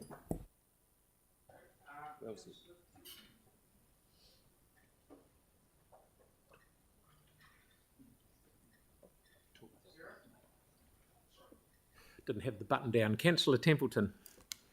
Oh, thank you. Yeah, I think Councillor Scandrett's right. You know, it's greatly improved the street for those who are walking around. And while those who are driving through might have to slow down briefly or be a little bit more careful with their driving, the reality is that that's only a few seconds in their journey, and it improves safety for all of those who are travelling by on foot. As a council, we've said in the past that, you know, we really want to do more of this temporary and transitional stuff. It's much lower cost than putting in permanent things as a start, which is great. It means we're not digging up and then finding something's wrong and then having a large cost to change things around. But we do need to remember that these things are a trial and they are temporary. They're not a permanent solution for any space. And I'll note that, for example, Ferry Road, which has a Streets for People transitional project, was originally due to be in for a year for a trial, and then originally had funding to put a permanent version in place. Now, that trial was started more than 2 years ago. The temporary version is still in place. We've had to reinstate new bollards, those kind of things, as the temporary ones have been broken, so adding maintenance cost. There is now no funding in the long-term plan to make that a permanent thing. So it'll be at least 12 years of temporary infrastructure instead of putting in permanent, safe facilities there. So we need to remember that these are transitional, they're temporary, and that we do need to learn from them, make the most use of them we can, but then actually to put some funding in to put down the proper versions once we know what design we want. Thanks. Okay, Councillor Moore. Thank you. Yeah, look, if we rip this out, what would happen is Court Theatre would open, people would start going, they do have to cross the road to get there or they need to walk up, and some of them would end up coming to council and they'd say, hey, we actually need some safety improvements here. This isn't fit for hundreds, actually, well, it's thousands by the time you have the others to walk up to. And they'd say, hey, you need to do something to make the street safer. We'd be going, oh, we did have that, but we actually demolished it before the Court Theatre even opened. And we're just sort of realising now. So, Councillor Scandrett's points are really, really good as well. Finding cheaper ways to do things that will be inevitably needed anyway, as people will tell us when they start attending it as well. Thanks. Yep. Thank you. Certainly, thanks for Councillor Scandrett's input into that. Doing the temporary trials on these things, I think, is very valuable. I mean, we saw a trial done on Hagley and Riccarton Aves for dropping a lane and figured out that wasn't quite as smart as we thought it could have been. So that's a good way to give things a go before you go and do the hard infrastructure change. It could be a reasonable thing, extrapolate a little bit further to a decision that's going to come to our council sooner or later around a certain church corner. There's been mention there of perhaps doing a trial on dropping the right lane, the right turn, and monitoring the effect and seeing if it actually is going to work or is going to cause the mayhem which a lot of the public suspect it could. So can I just keep that in mind, that as we pursue temporary closures and temporary trials for these things are actually a good thing to be able to feel and see, do these things actually work? So this has been a good example of temporary trial. It sounds like it's working. The hearings panel will consider that and see if we then take it forward. But let's not be afraid to try these temporary things to see whether the hard infrastructure change is then going to be warranted. Open-minded is what this game's about. Councillor McDonald. I hope that open-minded thing wasn't a reflection of me at all. No, look, I'll support this because I think you'd be mad not to. The reality is, we're halfway through a trial. If we get back and, again, going back to that theme of rebuilding trust and confidence in council, we will hear from the submitters. If they come back and say they want it, why would we remove something and then reinstate it at double the cost later in the year? Don't get me wrong, it's not a big amount of money, but the frustration with these trials is the scepticism that the public will feel, which is once there is a trial in place, it is very, very hard for it not to become a trial and it become more permanent. So I think, I doubt very much these trials will be happening on this scale for this kind of thing going forward, just given the changes in government funding. But, I think we're really faced with no option today but to let it run through, get to October, hear the hearings panel and then work through it. So, the reality is we just kind of have to do this. But I guess when we should be cognizant of when we're doing trials that everything is lined up so that it actually fits in with our program properly, so that we're not forced into a corner. We're actually, we look stupid either way, quite frankly, but we look more stupid if we remove this today and then reinstate it later in the year. So, Okay, Councillor Keogh. Yeah, I'm glad the temporary's been picked up on, because we've got a temporary trial at the moment on Herwood Road that's reduced to 1 lane, and the feedback's overwhelming from the locals about how much congestion that's caused. So it's good that we're monitoring that, because when you do the temporary, it gives you a feel for what the future could look like. The feedback I've had over this has been pretty overwhelmingly against, generally speaking. A lot of people are quite upset by the cost, even though it's taxpayers' dollars. Luckily, that's not ours because someone else borrowed it. But it's still on the people of Christchurch to pay that back eventually. And $1 million, I don't know how many people around this table have recently spent $1 million, but you can actually get yourself quite a lot of stuff for $1 million. And like dinosaurs, which people will, in their thousands, will pay to come and see and take photos and promote the city and so on and so forth. But do you get that many on a closed street with some painted furniture? I don't know. It's every week. Good to hear. Not on the days that I've been there, but I'm sure they're there on those other days. And the other feedback from the area that I had, I've been there recently, and yes, I did see Tim at the theatre. He was hosting, he's schmoozing people, and but feedback I was getting from people is they don't like not being able to park on the street. So as we make any decisions on any street, not just this one, to remove on-street parking, it really gets up the nose of people in Christchurch. Really, really does. Because when you go park in a gravel pit to go see a show, it's $12. So if you want to make the city only for people with money and resources, then carry on the way you're going. But otherwise, the old days where you had the on-street parking and Dad drove around the block 8 times and eventually got one, and come back all angry and stuff and wouldn't buy you chips. That is because he, had to spend so long getting his car parked. The good old days. That's what a lot of people in the city still want. So let's not exclude them from the city as we go forward. Let's try and create it for both. The slow speed limit thing can work, some cool planter boxes, but let's stop taking out all the car parks. It gets up noses. Okay, so we're just about Councillor Johansson. Thank you. I totally support using low-cost, flexible interventions instead of doing high-cost, permanent. And let this be an example of what we could do around Te Kaha, rather than having to spend $13 million extra on a massively expensive traffic system. In my view, it wasn't really the right time to do a trial, because we did have a lot of this. I mean, almost half the street is tied up in construction. But at the end of the day, we spent the money, even though it's central government money. I don't know how much. We haven't been told how much has been spent, but I know the total project budget was 1.4. And I can't see the sense in ripping it out now and then having to do a permanent project.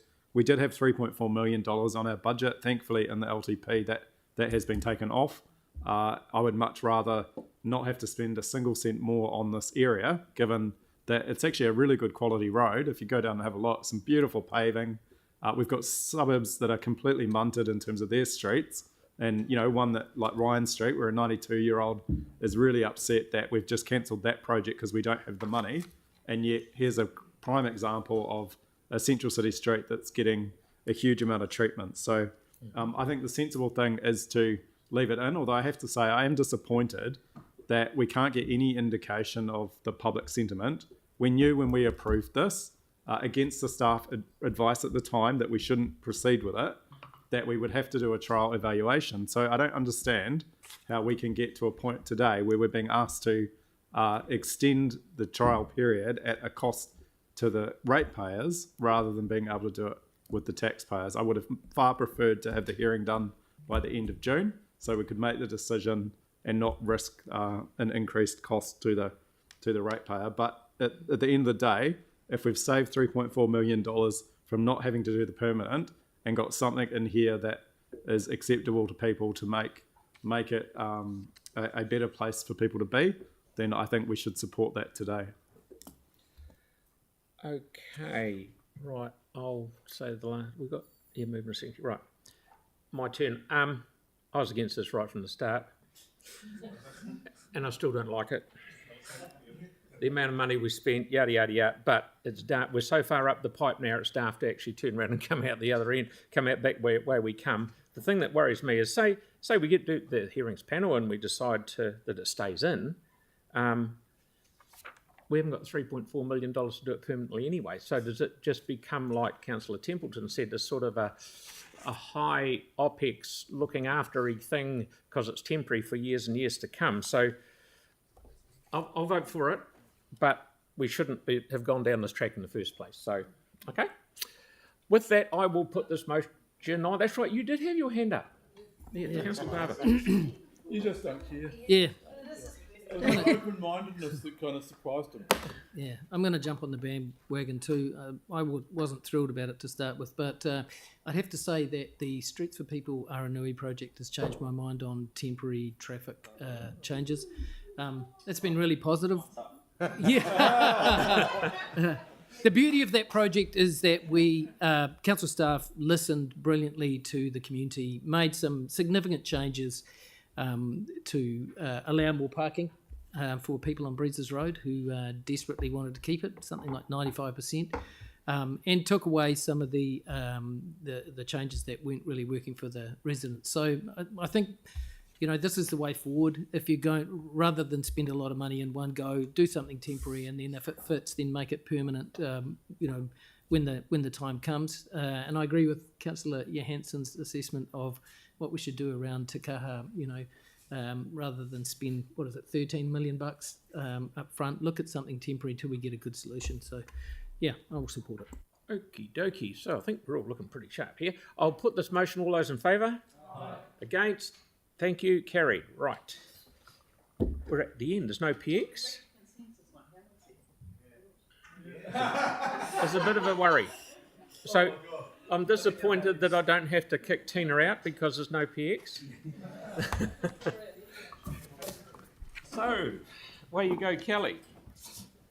Waka, tapu, kia wata, para,